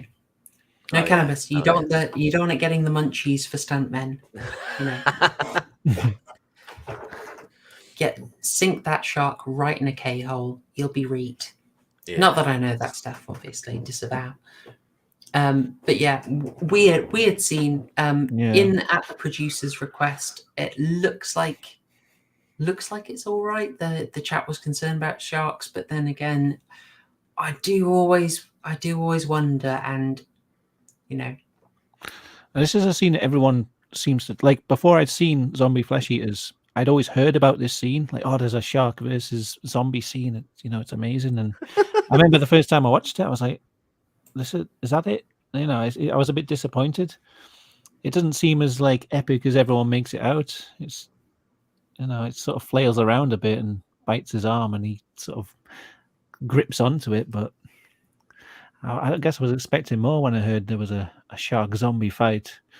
I think there's only so much they could do realistically, how much footage they could get, but Yeah. yeah, they didn't want to do a giant mechanical shark, and thank No. goodness there was no CGI in 1979 to Oh my god, could you imagine? Oh, the sprites. Oof. Yeah. No. It's I don't know, it's kind of like attention grabbing.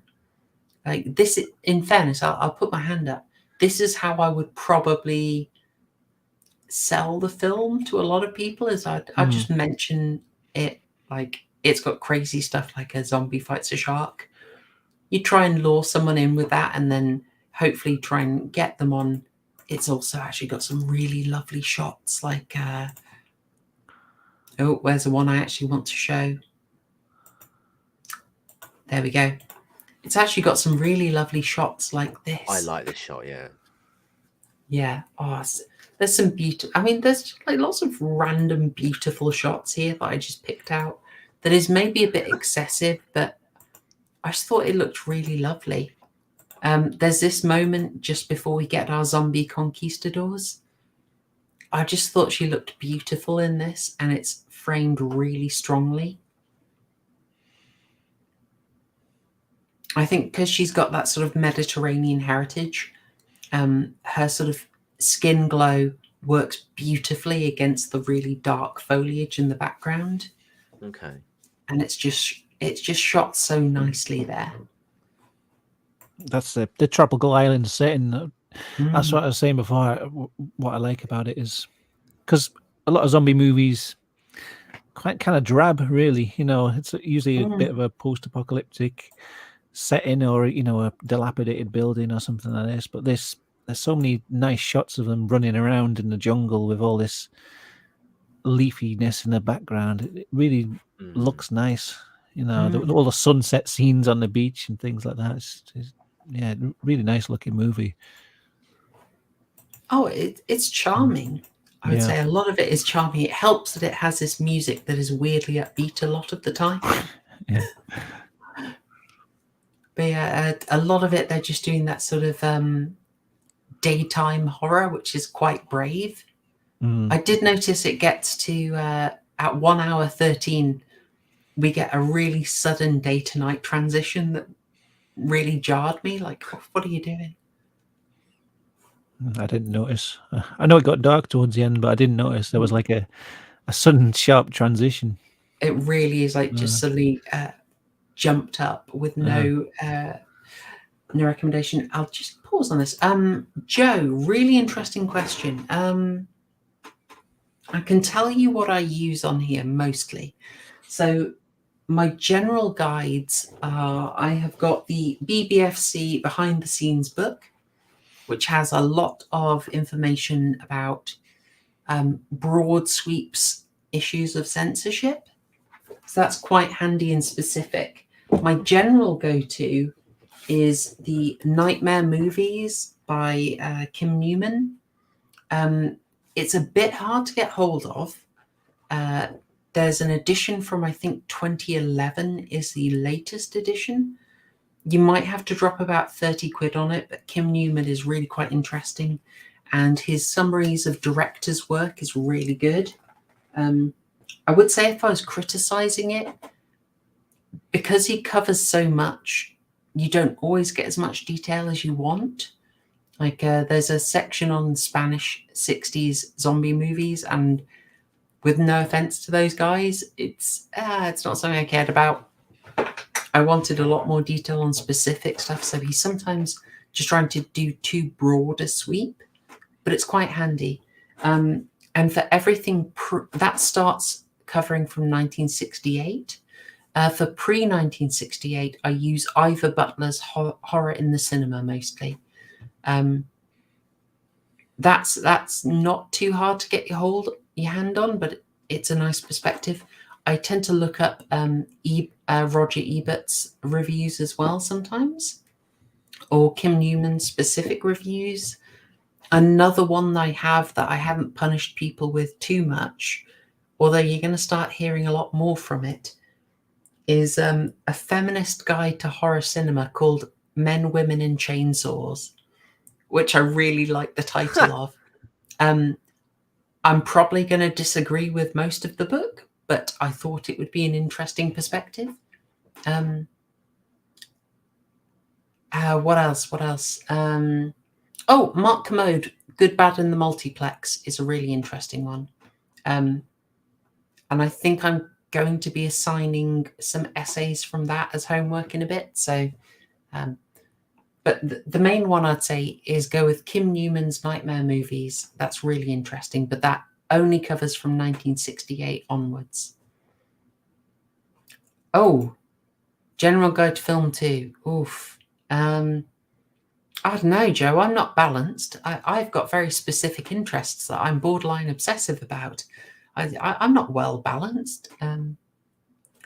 I would say just for a book I really enjoyed was Mark Commode's The Good, the Bad, and the Multiplex, which talks about all kinds of genres. I found that really interesting, so that might help. Mind you, I used to have back in the day, I don't know if you guys remember this, Halliwell's Guide to the Cinema, which reviewed just thousands and thousands of movies and gave them up to 4 stars and made little notes on them. It was a bit too broad to be useful, to be honest. I used to have that. Sorry, I hope that was helpful. We should probably get back to zombie flesh eaters, and I've sort of lost where we were. Let's see. They arrive at the island. We're enjoying the lightness of it. We have the slightly unhappy home life of the doctor and his wife, and the nice setup we got from that. A bit of like, I felt like there was sort of a bit of backstory to the doctor that you didn't get. I don't know if it was supposed to be ambiguous, like he was up to something sinister, but you didn't really find out exactly. Was he supposed to be helping those people or experimenting on them, or there was always a sense that he was up to something a bit more suspicious than the film lets on. When they meet him at the beginning, they're like, "Oh, there's something fishy about that guy," but you don't find out too much more about that. Yeah, I felt it's never really explored, is it? No, he is just sort of there and very deep into his research. I mean, I think it's more up to the viewer to make that determination, because I mean, it could be quite easily seen either way whether he was. I mean, he must have been experimenting on them at some, to some degree, if he was trying to figure out what was causing the zombie virus. I mean, surely he must have done some sort of not necessarily direct experiments, but just like blood. I mean, you see him at one point. I think he take like a blood test. Yeah, and he's like dropping it onto a microscope with blood already on it. It's weird. You never really see what it comes to be honest. Yeah. And you just know that the person he was working, or 2 of the people he was working with, have basically caught it and died. But he's obviously got a bit of a clash with the people on the island, as they seem to be. I mean, I kind of got the vibe that they were using the voodoo against him. Yeah. But yeah, it's not really something they explore. To be honest, the film moves incredibly quickly through that stuff, and I think maybe there was more to it in originally, and a lot of it got cut or something like that. I felt like there was like a little bit of a subplot that you didn't get to see with him. Like there was something more going on, but I wasn't sure whether, like you say, it was just supposed to be up to the audience to sort of infer something, or whether it was just something that got left out of the movie in the process of making it. I think possibly the fact that it was such a quick production possibly has something to do with it. Like they threw it together pretty quickly. Yeah. Like there's a big thing of like the rest of the island is completely unexplored, which is quite a shame. You almost wonder if it had started on the island, you would have time to talk to the islanders, and it would be quite interesting to get their side of the story and have a bit of a revelation of what the doctor's been up to. Yeah. but because we take half an hour to get there, and this is a 90-minute movie, Yeah. it does just move really quickly. And I suppose possibly they didn't want to have to. Hang on, how can I say? If you show the islanders and the sort of priests they have, you are having to pay a lot more people for speaking parts and build more sets. Aren't you, Gatsby? Bless him. Bless him.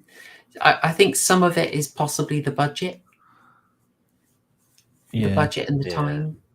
Yeah. I mean, I have found with Giallo generally, there is a certain amount of incoherence is probably a bit rude, a bit mean, but lots of stuff will just be sort of skipped over. Do you think that's fair to say? Yeah, I think so. I'm thinking of I don't know, maybe something like Suspiria. There's a lot of like subplot in there that's sort of skipped over or sort of inferred, and yeah, I suppose so. Yeah, I mean, Suspiria does just. Argento seems to be very fond of like the really sudden ending. Yeah. And not much sort of extended resolution. That's a bit of a classic for him. Or I was thinking of. Yeah, it is kind of charming, I suppose. If you watch The New York Ripper, I mean, I didn't dare sign New York Ripper while Harrion was here because I knew he'd just give it one burger. I don't know if it's in the trailer, but one of the things about The New York Ripper, and the killer talks with a Donald Duck voice, and it's a really bizarre. It literally is a Donald Duck voice, and it's a very bizarre choice, and it makes it quite hard to take it seriously. And there's lots of just elements that once you've got to the end and found who the killer is, you sort of wonder, oh, why the heck do we spend all this time on this stuff? Lots of sort of maybe disconnection is a nicer way of saying it. Lots of stuff can seem quite disconnected. Yeah, I've seen quite a few of this director's work, but I've only seen them through like really dodgy copies. I remember I used to get like really dodgy video tapes from Affleck's Palace. Like there's some guy just selling tapes, and there was a lot of Fulci's work, and I could never tell whether it was such a bad copy that I couldn't tell what was going on. You know, like it was so dark and grainy that I couldn't tell. Like maybe I'd missed something. Or sometimes I get to the end of the film, just think I just don't know what the hell's going on. Like this one's one of his more coherent movies, I think. But some of his stuff I watched, and I just thought I couldn't tell whether it was just the quality of the tape that I'd got, or whether it was just so incoherent I just couldn't follow it. But yeah, quite a lot of these movies jump back and forth and have like weird little storylines that don't seem to go anywhere. And yeah, you do find that Suspiria, I think, has just got these random elements that you could say are I get like set piece elements, basically, that you can say are the result of, say, the witches meddling, but they also do come out completely disconnected. It's a vibe. It's just a vibe that you have with Giallo films. Yeah. I'm gonna be. I'm torn over which Fulci. If we put another Fulci in, I don't think I'll go with New York Ripper, because I think the Donald Duck voice is just too much for people, and it's a bit too softcore. So I feel weird assigning that out. But I think House by the Cemetery also got banned in the UK, so that might be interesting if we can find a release of that. What's it called? Sorry, House by the Cemetery. House by the Cemetery. It was initially banned. I think it got a later release, but I don't know how uncut it remains. Is that the one with the really weird looking kid with the blonde hair? Yes. Yeah, that's what I remember from that really weird kid's face. I've seen it in the trailer, but I haven't seen the full movie. So right, as we say, so they speak to this guy. They see he's kind of dodge. He's just working at his hospital, and he sends them to go and pick up his wife. But the problem is, I can't show really any screen caps from this because they went a bit all out on the fate of this guy's wife. Like we've already seen that she's not done well thanks to the zombies pulling her through. Basically, how would you say, taking her eye out. Mm-hmm. But that was great. Yeah, the discovery of her is quite special, isn't it? Yeah. I'm just trying to find the clip I have of them in the house. There we go. I can show that. That's okay. Yeah, that's a good classic like slow zombie moment where they suddenly see all the zombies eating his wife, and then they turn around and there's these two have like snuck up behind them. No, they are just chowing down, aren't they? Yeah. Like, I mean, I can't describe it without being graphic, basically. But lots of raw organ meat was used by the looks of it. Yeah, no doubt it was cheap offal from the butchers. How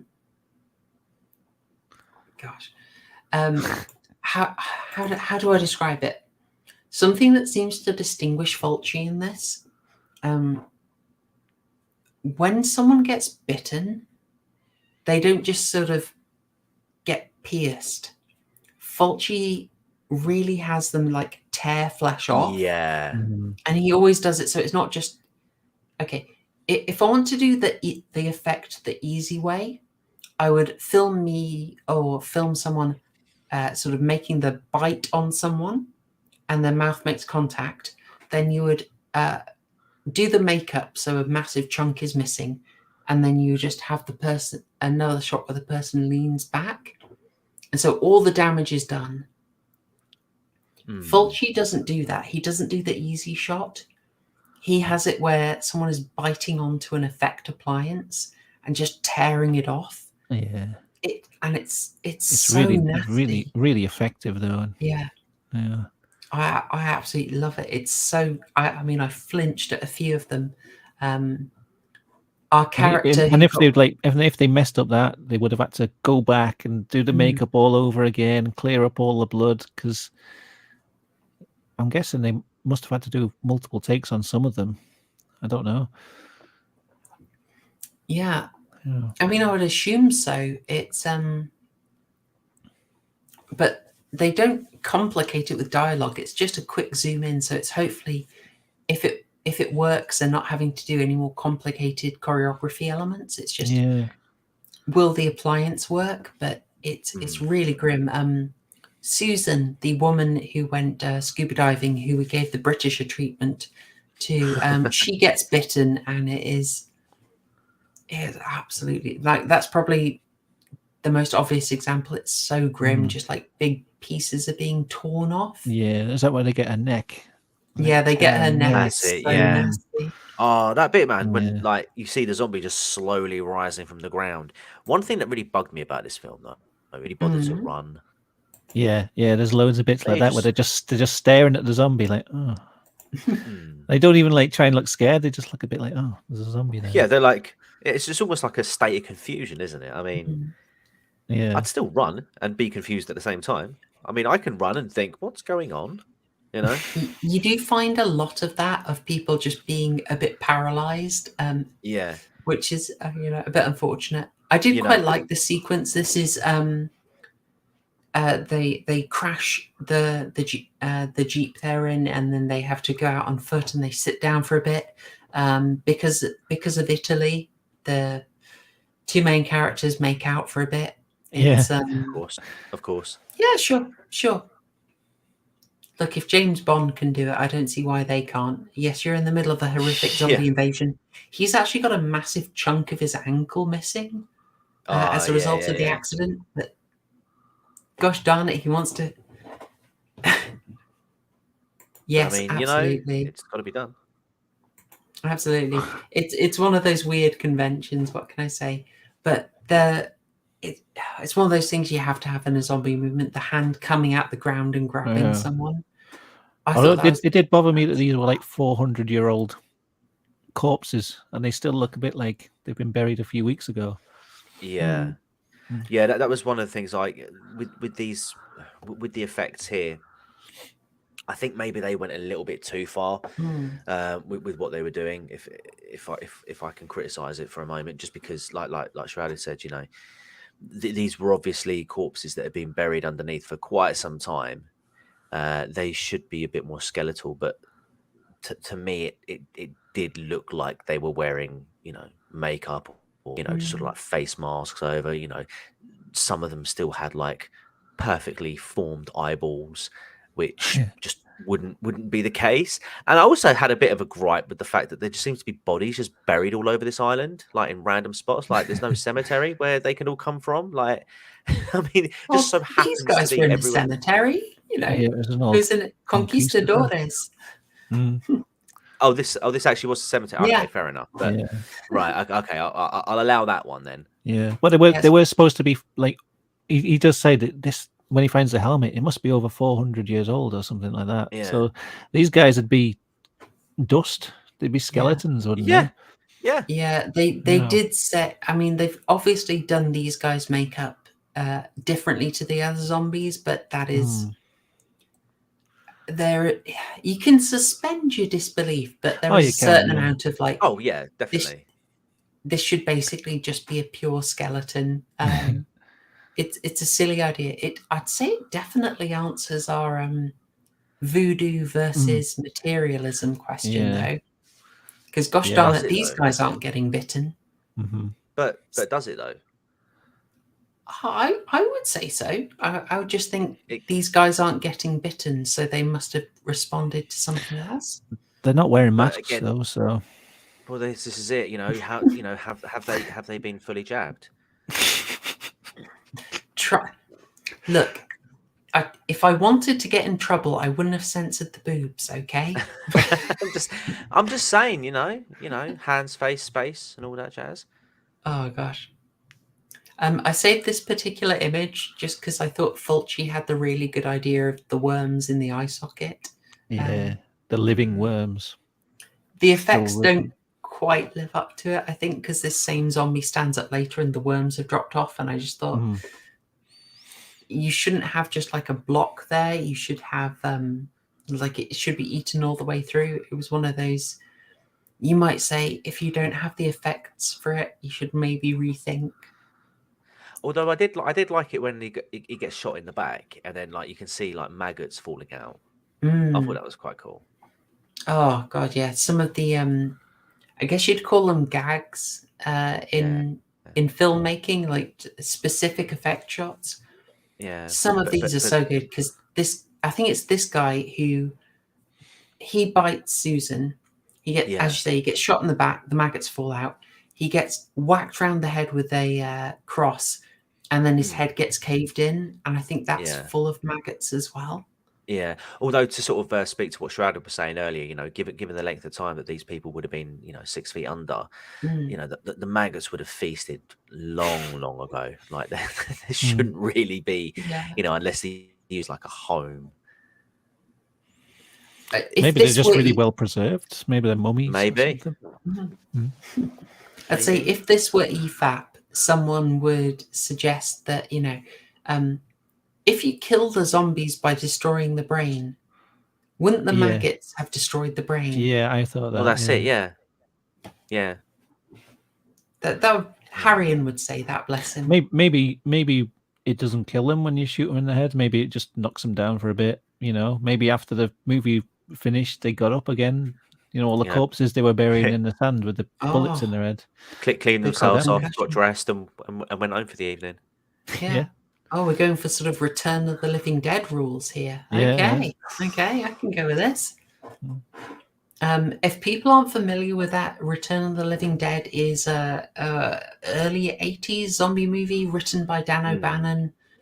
chap who wrote Life Force and Alien. And in that, the zombies really never die. So no matter how small you chop them up, they keep living. It's kind of like Brain Dead as well. They can talk as well? Yeah. Yeah. Come to the hospital. There's a brilliant bit in there. They've been eating policemen, and then one of them picks up the police receiver and says, like, "Send more cops." Right. Yeah. Oh, it's a very special movie. Very, very special movie. Yeah, there is some question over our conquistadores. By the way, you're the house by the cemetery. I sent you an image just a moment ago. Oh, hello. I am downloading it or purchasing it. Sweet. Oh, you're purchasing. Good. Getting that legal copy. You know, that's like totally legitimate, isn't it? But yeah, I'm going to pop down pretty sure HMV tomorrow. Yeah, maybe try and pick it up from the secondhand bin in Woolies. I don't know, man. Oh, Woolworths. Good times. I know. Yeah. Stop by the pick and mix and grab me something while you're there, yeah? Oh, no problem, man. Now we should mention it's a zombie movie. It's going to end in a siege, and we have basically one other location on the island. It gets besieged. You know, what else is going to happen here? What did you think of this besieging of the hospital? Yeah, it was all right. I think Harrion would have gone absolutely mental with his bullet autism. Oh, 100%.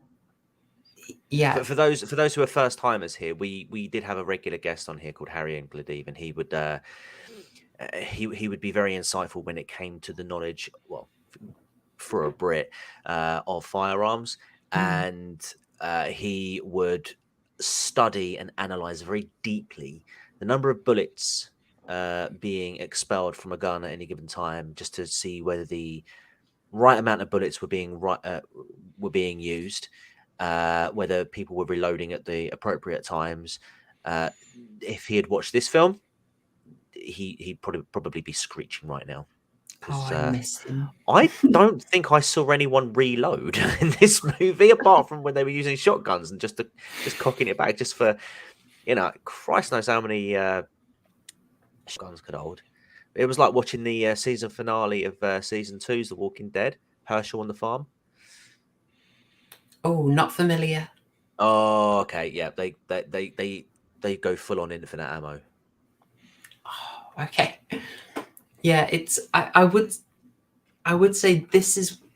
It's a nice showpiece, but it does start to lose me here. It does that thing of basically, if people are in different rooms, then no one else exists. Yeah. Actually, that's probably a bit harsh. They pick off the people in the other rooms quite quickly, though, don't they? Yeah. What I remember. I was going to say your ship captain does actually come to the nurse's rescue. But there is just a lot of separate people off, so you can pick them off one by one. That some of the effects also drop a bit here. There's some headshots where, for all the effort they put elsewhere, they didn't do as much here. So someone gets shot in the head and they just get some like splash of red paint, and it just looks a bit weak compared to like the extreme gore they've done elsewhere. I seem to remember there's quite a nice arm chomping scene. Someone gets their arm eaten, and is there not a bit where a zombie gets his head split open and it looks like strawberry jam? Oh, it's absolutely amazing. Like that one. The arm biting is they kind of just throw effect after effect at the screen here. It's gorgeous. So one of the chaps, massive arm biting, and it's one of those. What we talked about, Fulci doesn't just bite the arm; it's tearing it out, so big strips of muscle come out. Yeah, very memorable. Maybe that was the end of the budget, that arm bite, because after that, it's just the. It could be. It does. I don't know. It slows down, but the other bit you were talking about is a zombie's trying to get in through the window. Yeah, that's and your man just caves his head in. Yeah, that's a nice. I quite like that effect. They do it so quickly as well. It really catches you out, and you sort of and the red really contrasts against the background. Yeah, that's memorable. It gets a bit hard to see what's going on when they're throwing Molotovs, I'd say. Yeah, the decision to throw Molotovs inside a wooden building while they're trapped inside it. I mean, they should have been smoking while they were doing it. Oh yeah. I did really like the bit when one of the zombies has his arm just drops off, like he's on fire, and it's so intense that the arm just drops off. I loved that. And then the arm's just on the ground burning. I thought that was brilliant. Yeah, we've got lots of really cool moments like that, but it does get very chaotic. And I think they probably quite struggle to film it because obviously you're chucking Molotovs around. Bit risky. And you've got all these burning beams falling from the ceiling at one point. It looks like they've just got a pallet of timber that they've set on fire and they're just dropping it down. I think that is what was happening. Is some poor bugger is up above just dropping it down on order. Can we talk about the boss-eyed zombie as well? Oh yeah, boss-eyed zombie. Yeah, it was literally a bosseyed zombie. It was a female wasn't it? one. Yeah. Towards the beginning of the scene, no. just like a proper close up, and I missed it. I'm like, yeah, I'm gonna find it. You guys, I did wonder if Send me a that was screen like, cap. I wondered if that was makeup or if that was like they'd found some woman with a really weird eye and they thought, oh, you'll be perfect as a zombie. I can do that. I don't need makeup. Oh, it was right. It's right off to like one side. I can do that. It's like it's almost like it's like turning round backwards. That eyeball, from what I remember. Yeah. Find the screenshot. It's like a real close up of her face as well. God, no, I totally missed this. Maybe you were looking at the wrong eye. I must have been. There's a lot going on. There's a lot going on in that scene. Yeah. I also think they reused lots of footage of the Molotovs being thrown. Like I think they showed us the same Molotov tosses about 3 times. Oh, I didn't know. And tried to sneak it by. Oh, have you got it? All right, send me that screen cap. How could you miss this? I'm not always super observant. Okay. Oh, this one. Okay, yeah, I've got her. Don't worry. Oh, I've got her. Oh, great effort, love. Honestly, brilliant. Oh gosh. I'll put her over there, and we've got a you've chin really assessment zoomed in from on her as well. Yeah, we've got a chin assessment from Mr. Gently Benevolent regarding a real life zombie. Who remembers Reza Aslan? Oh, that's familiar. Dishonest nose and the vacant eyes of a panhandler. For those who don't know, Reza Aslan was at the time a CNN journalist who went out to, I think it was India, and while he was there, he ate human brains. So if you need a subject matter expert on the taste of human brains, I believe now CNN journalist, I don't quote me on that, is the guy to ask. You want to be sure on that before you level a slander like CNN journalist I on don't. someone. Yeah, I don't know if he still works for CNN, but I know he ate a human brain. Yeah, I remember that story going around. Yeah, grim. You couldn't do that with your eye, crime guy. I could do that. That severe. I can do that. I reckon that would damage your eye. I reckon probably. Chat. How many of you are trying this right now? I mean, I can make my eye go off in one direction, but not like that's almost turning around inside her own head.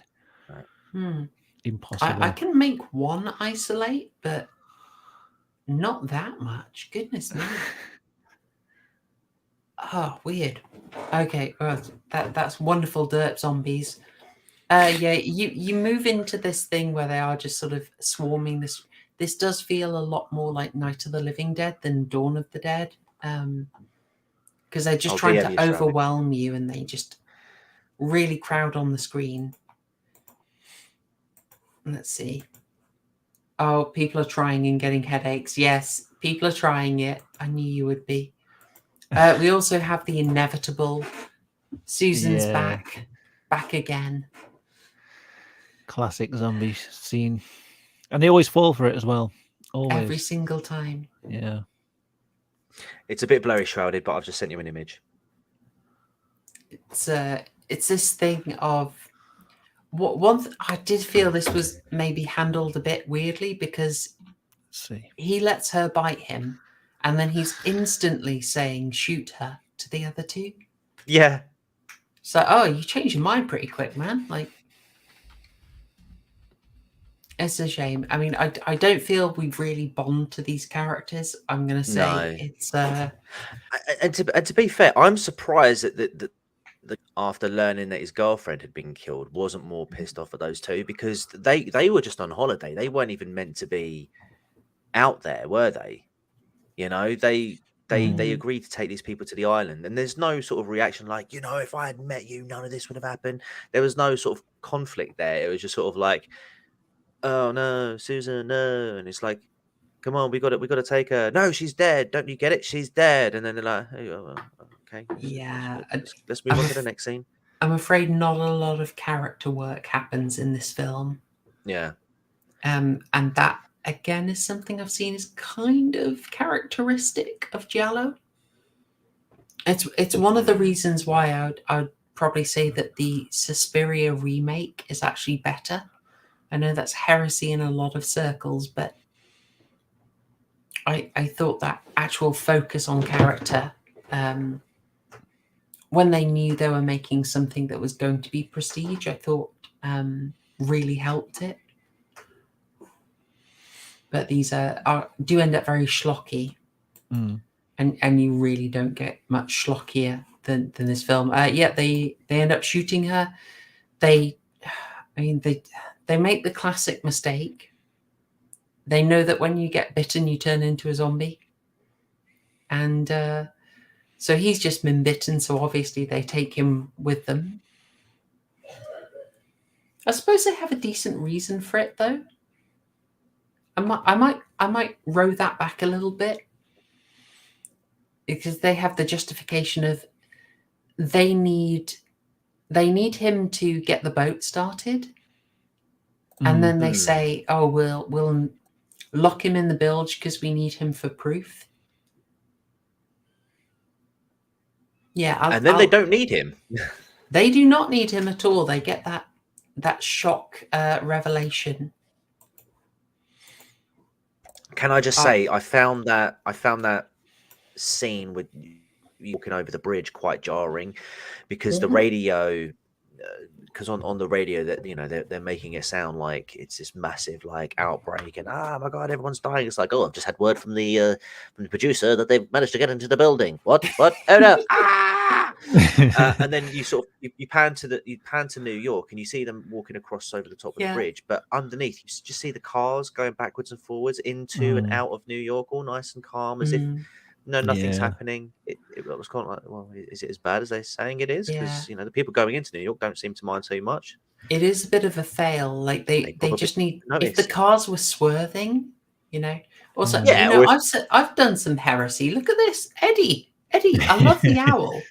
I love the little owl you've got there. But 90s Night of the, I mean, I love Tony Todd more than most people, but I don't know about that, man. That's a brave statement. I do prefer the Barbara character in the remake. Interesting. I think Barbara is just the most annoying character in the original. She's very dippy, but she's just pathetic. I just want to, you know. I wish it was her. Model. I just wish it was her that got killed by that zombie at the beginning, because her brother's so much more fun. Something I haven't mentioned here. So Whammon here, I never learned the character names. I'm sorry. Her. That's she's played by Tisa Farrow. That's Mia Farrow's sister. I was wondering if there was any relation. Yeah, I just thought I'd mention that. That's kind of kind of random, but yeah.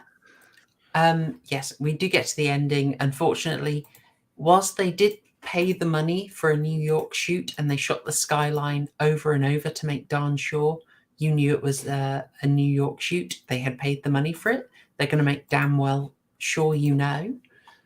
They didn't shut down the roads. So how much better would that have been if cars had been swerving? They don't need to crash, but just like swerve. And I could still kind of suspend my disbelief a bit. I just imagine they were just getting out of there as uniformly as possible, just trying to. You can a bit. I mean, this is it's not a fatal blow, and to be honest, by this point, we are sort of quite cheesy. We are hearing they're breaking into the studio. No, not my leg. Yeah. And so on, which is kind of, it's very hammy, but quite delightful. I mean, by this point, the film has sort of changed tone a bit, and you are going for more schlock, so it's kind of fine. It's kind of fine. But that brings us to the end of the movie. You know, they thought they were coming back, and they would need to prove zombies exist, and it's already been taken over. Oh no! Shock. Your reply, Shrouded. That's mean. Yeah, your effort to recreate the eye. No, it's not. It doesn't look painful enough. It's because I'm so good at it, mate. Unless you've done some kind of permanent damage to your eyeball, it's not good enough. I've been able. You got to go in about another I think you need to go in 2 more centimeters. Yeah, do you know what? To be fair, after I'd sort of looked at it and I've compared it, I was like, yeah, actually, she has gone a little bit further across, but I need to spend a bit, not more time, but I just need to not rush. I'm so quick to be like, I can do this. All right. It is, as I was saying there, that is a nice shot. It's a nice capper to it. It's a nice nice shot, but I mean, and I noticed as well, there's a lot of twin towers, and obviously I'm not implying anything, but I think but you know, given that when this film was made, you know, the twin towers were quite they were like the prominent feature of like the New York City skyline, and it was quite nice to see that. But yeah, I mean, it's a nice shot. Just for me personally, when I'm looking at this image and I'm just sort of seeing the cars, you know, the traffic below isn't resembling what the film is trying to have you believe is happening. For me, just in that moment, I was a bit like, that's throwing me a little bit. So yeah, I don't quite agree that it did sort of take me out a little bit.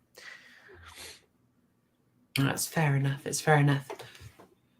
And I do think on some level, like this shot, it does make me think the people sort of shambling along as zombies in the big city,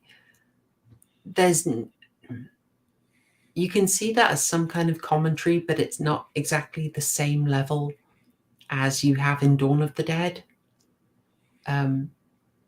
But this is just not trying to do the same thing. This isn't really a satirical movie. It's not particularly deep. No. Apart from some nice stuff about how the scientist basically refuses to accept other answers. But then I'm trying to remember, like, this was made incredibly quickly. And if it had been less rushed, we might have got a script that looked a bit deeper into things. Like, there are random things right at the start. Your main character is a journalist, which you'll notice doesn't have much relevance to the rest of the movie. It's sort of just how he ends up investigating this. His boss says to him something like, don't get too cocky just because your uncle bought the newspaper. It's a really random line that has no relevance on anything else. Yeah. Yeah, okay. you kind of forget that the guy's a journalist quite quickly. You know, just the scene when he catches the daughter on the boat as well. I mean, I'm assuming they were treating it as an active crime scene at that moment. Yeah. Yeah. That's fine, but it's just. But that's the thing. In a lot of these Giallo movies, they always seem to feature like citizens going off and doing like detective work of their own. Yeah. You know, without the cops being involved. No, I just think it was the cops' reaction to it. It's like, you know, this is a crime scene, or it's a crime scene. You know, them being there is definitely going to like tamper with evidence or contaminate the scene. And he's just sort of like, well, when he catches them making out, it's almost like that, almost like attaboy, son, sort of look on his face. He's sort of like, okay, and then he's like, get out! What are you doing here? He was so annoyed with them. Terrible. All right. I'm going to show TCG's disgraceful boss eye. This is a partial face reveal, chat. You are privy to it. And while I get this up, folks, think about your final scores and closing thoughts. I'm going to get this up. Shrouded, if you would like to go first, we're sharing your thoughts and scores, and we're doing it with the out of 12 burger system. Oh yeah, out of 12 burgers. Oh, hello. Oh, there we go. It's not bad. Could be more painful. You know what it is on the boss side zombie? It's her other eye is like really central. It's almost like you know this. You're kind of looking off to the same side with both eyes. I blame the blurriness, and it was a rushed one, but trust me, this is your brain on Giallo. I can do better. Trust me. I'll get us up Fulci actually, because I think we haven't actually shown him. This is the man responsible. Kind of looks like John Landis has been through a really bad month, but that's your boy Lucio Fulci. Sorry, Shrouded, would you like to take it away? Oh, my final scores. Yes, final thoughts. Final scores. Okay, well, I'd probably give it quite a high score. I really enjoy it. I think it's a movie that's sort of bigger than the sum of its parts in a way. Mm-hmm. You know, the plot's not that amazing. The story's not that amazing. The acting's quite bad.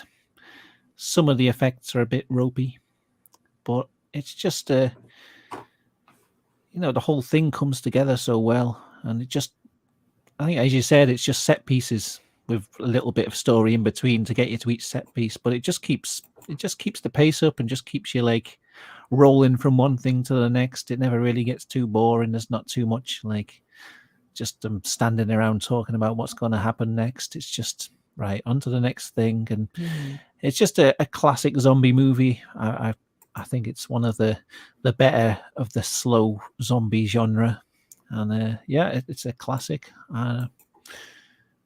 Maybe I'd give it 10.5 burgers out of 12.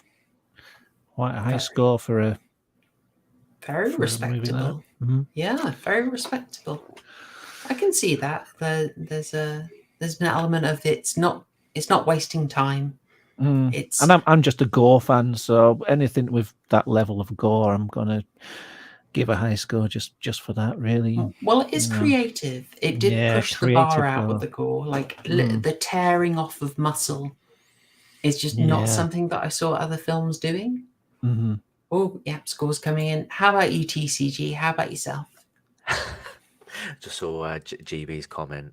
Apparently, I have an acceptable non-degenerate phrenology. Oh, phrenology. Phrenology. I can't say that word. Physiognomy? I know what he means. He's saying I have an acceptable chin. I appreciate that. Thank you. I don't know. I mean, can I give this a higher score as higher score as yourself, Shrouded? 10.5 is pretty high. That's a high score. I mean, if it's largely based on the gore side of it, then yeah, I would totally agree with that. For me though, I didn't not enjoy it. I thought it was a good film. I you know, I've said in the past, one of the few sort of horror films that really scare the absolute bejesus off of me are zombie flicks, and this film did do that. In particular, it was for me, the one that got me the most was when they discovered the scientist's wife, and then as they sort of go to turn around to escape, those other two zombies are there, and the thought of being sort of in such a narrow space with this huge threat for me was terrifying. Now they dispatched it quite easily, but I just the atmosphere in that moment, and of course the siege as well, it got a bit crazy and a bit manic as well. What kind of let it down for me in some areas, though, I think there was some sort of incomplete stories, and I don't know whether that was perhaps some scenes got cut from the film in post-production, like the scientist. We don't really get sort of definitive, either way, is this a voodoo thing, is there an actual to it?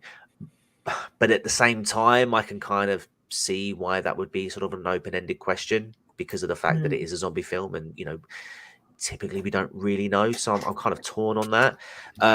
Some of the characters, the acting was, I agree with Shrouded that the acting was poor, but I think for me it was a bit of a combination of the dubbing as well, because there were some bits where the dubbing just really didn't sort of fit the tone that the actors themselves were trying to portray, and I did sort of laugh out loud at some of the dialogue, like for example, like the shark versus the zombie scene. Woman comes up and she's just so nonchalant, "They're down there," and the guy's like, "What?" And then she just repeats, "That was the man." And I'm kind of like, I wouldn't be reacting like that, but then you just witnessed a shark fighting a zombie, so who knows? I'm getting a bit long-winded, but yeah, I would give this lots of ketchup for sure. Good couple of beef burgers, one more rotten than the other. And in terms of the score, 7. I feel settled on 7. A 7. Okay. So if it was coming down to it, if someone asked you, you'd probably still recommend it with some caution. Oh yeah, no, I'd still recommend it for a zombie flick. Absolutely. I mean, I just, talking about the special effects. Just to mention the special effects, I thought they were really good as well in some parts. Other bits didn't quite work as well. I mean, without doubt, the eye gouging scene was horrific, and I'd say an 11 out of 12. I'd give it a 12 if the actual eye poke going in looked realistic enough. That bit, just the initial poke, didn't, but everything before and after, oh my god, wow. more of that, please. Yeah, fair play. Okay, we have a 10.5 and a 7. I think you've got to work within expectations bounds. This isn't a masterpiece, deep, unsettling psychological exploration with deep themes. It's a bit of a kebab. You're going to it for some gore and familiar story beats, and you're going to get them. You're going to get some set pieces that are a lot better than most.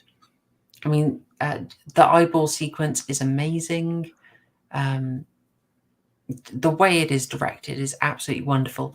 And there's a chilling sort of clinical nature to the way the patients are dispatched in the hospital that I really like. So if you kind of know what you're going in for, that really helps. And that helps you get over that. There are some flaws here. It is a bit cheesy. It is very disjointed. The dubbing is very distracting, but it's beautifully shot. It doesn't muck around. Like, it really gets to the island super quick. And there are some interesting directorial choices that Fulci made that give this a nice sort of flavor of its own. And it really helps build up that escalating tension and unleashes everything in the hospital in quite a satisfying wave of gore. So it's much better than average. I'd be very happy recommending this as an entry point. It's probably quite an easy way into Giallo, and it's got all the fun background to it. Comfort viewing is kind of interesting. Yeah, I'd say it's quite a comfort viewing. It's quite a cozy film. Yeah. Maybe I'm a bit messed up saying that, but it's cozy.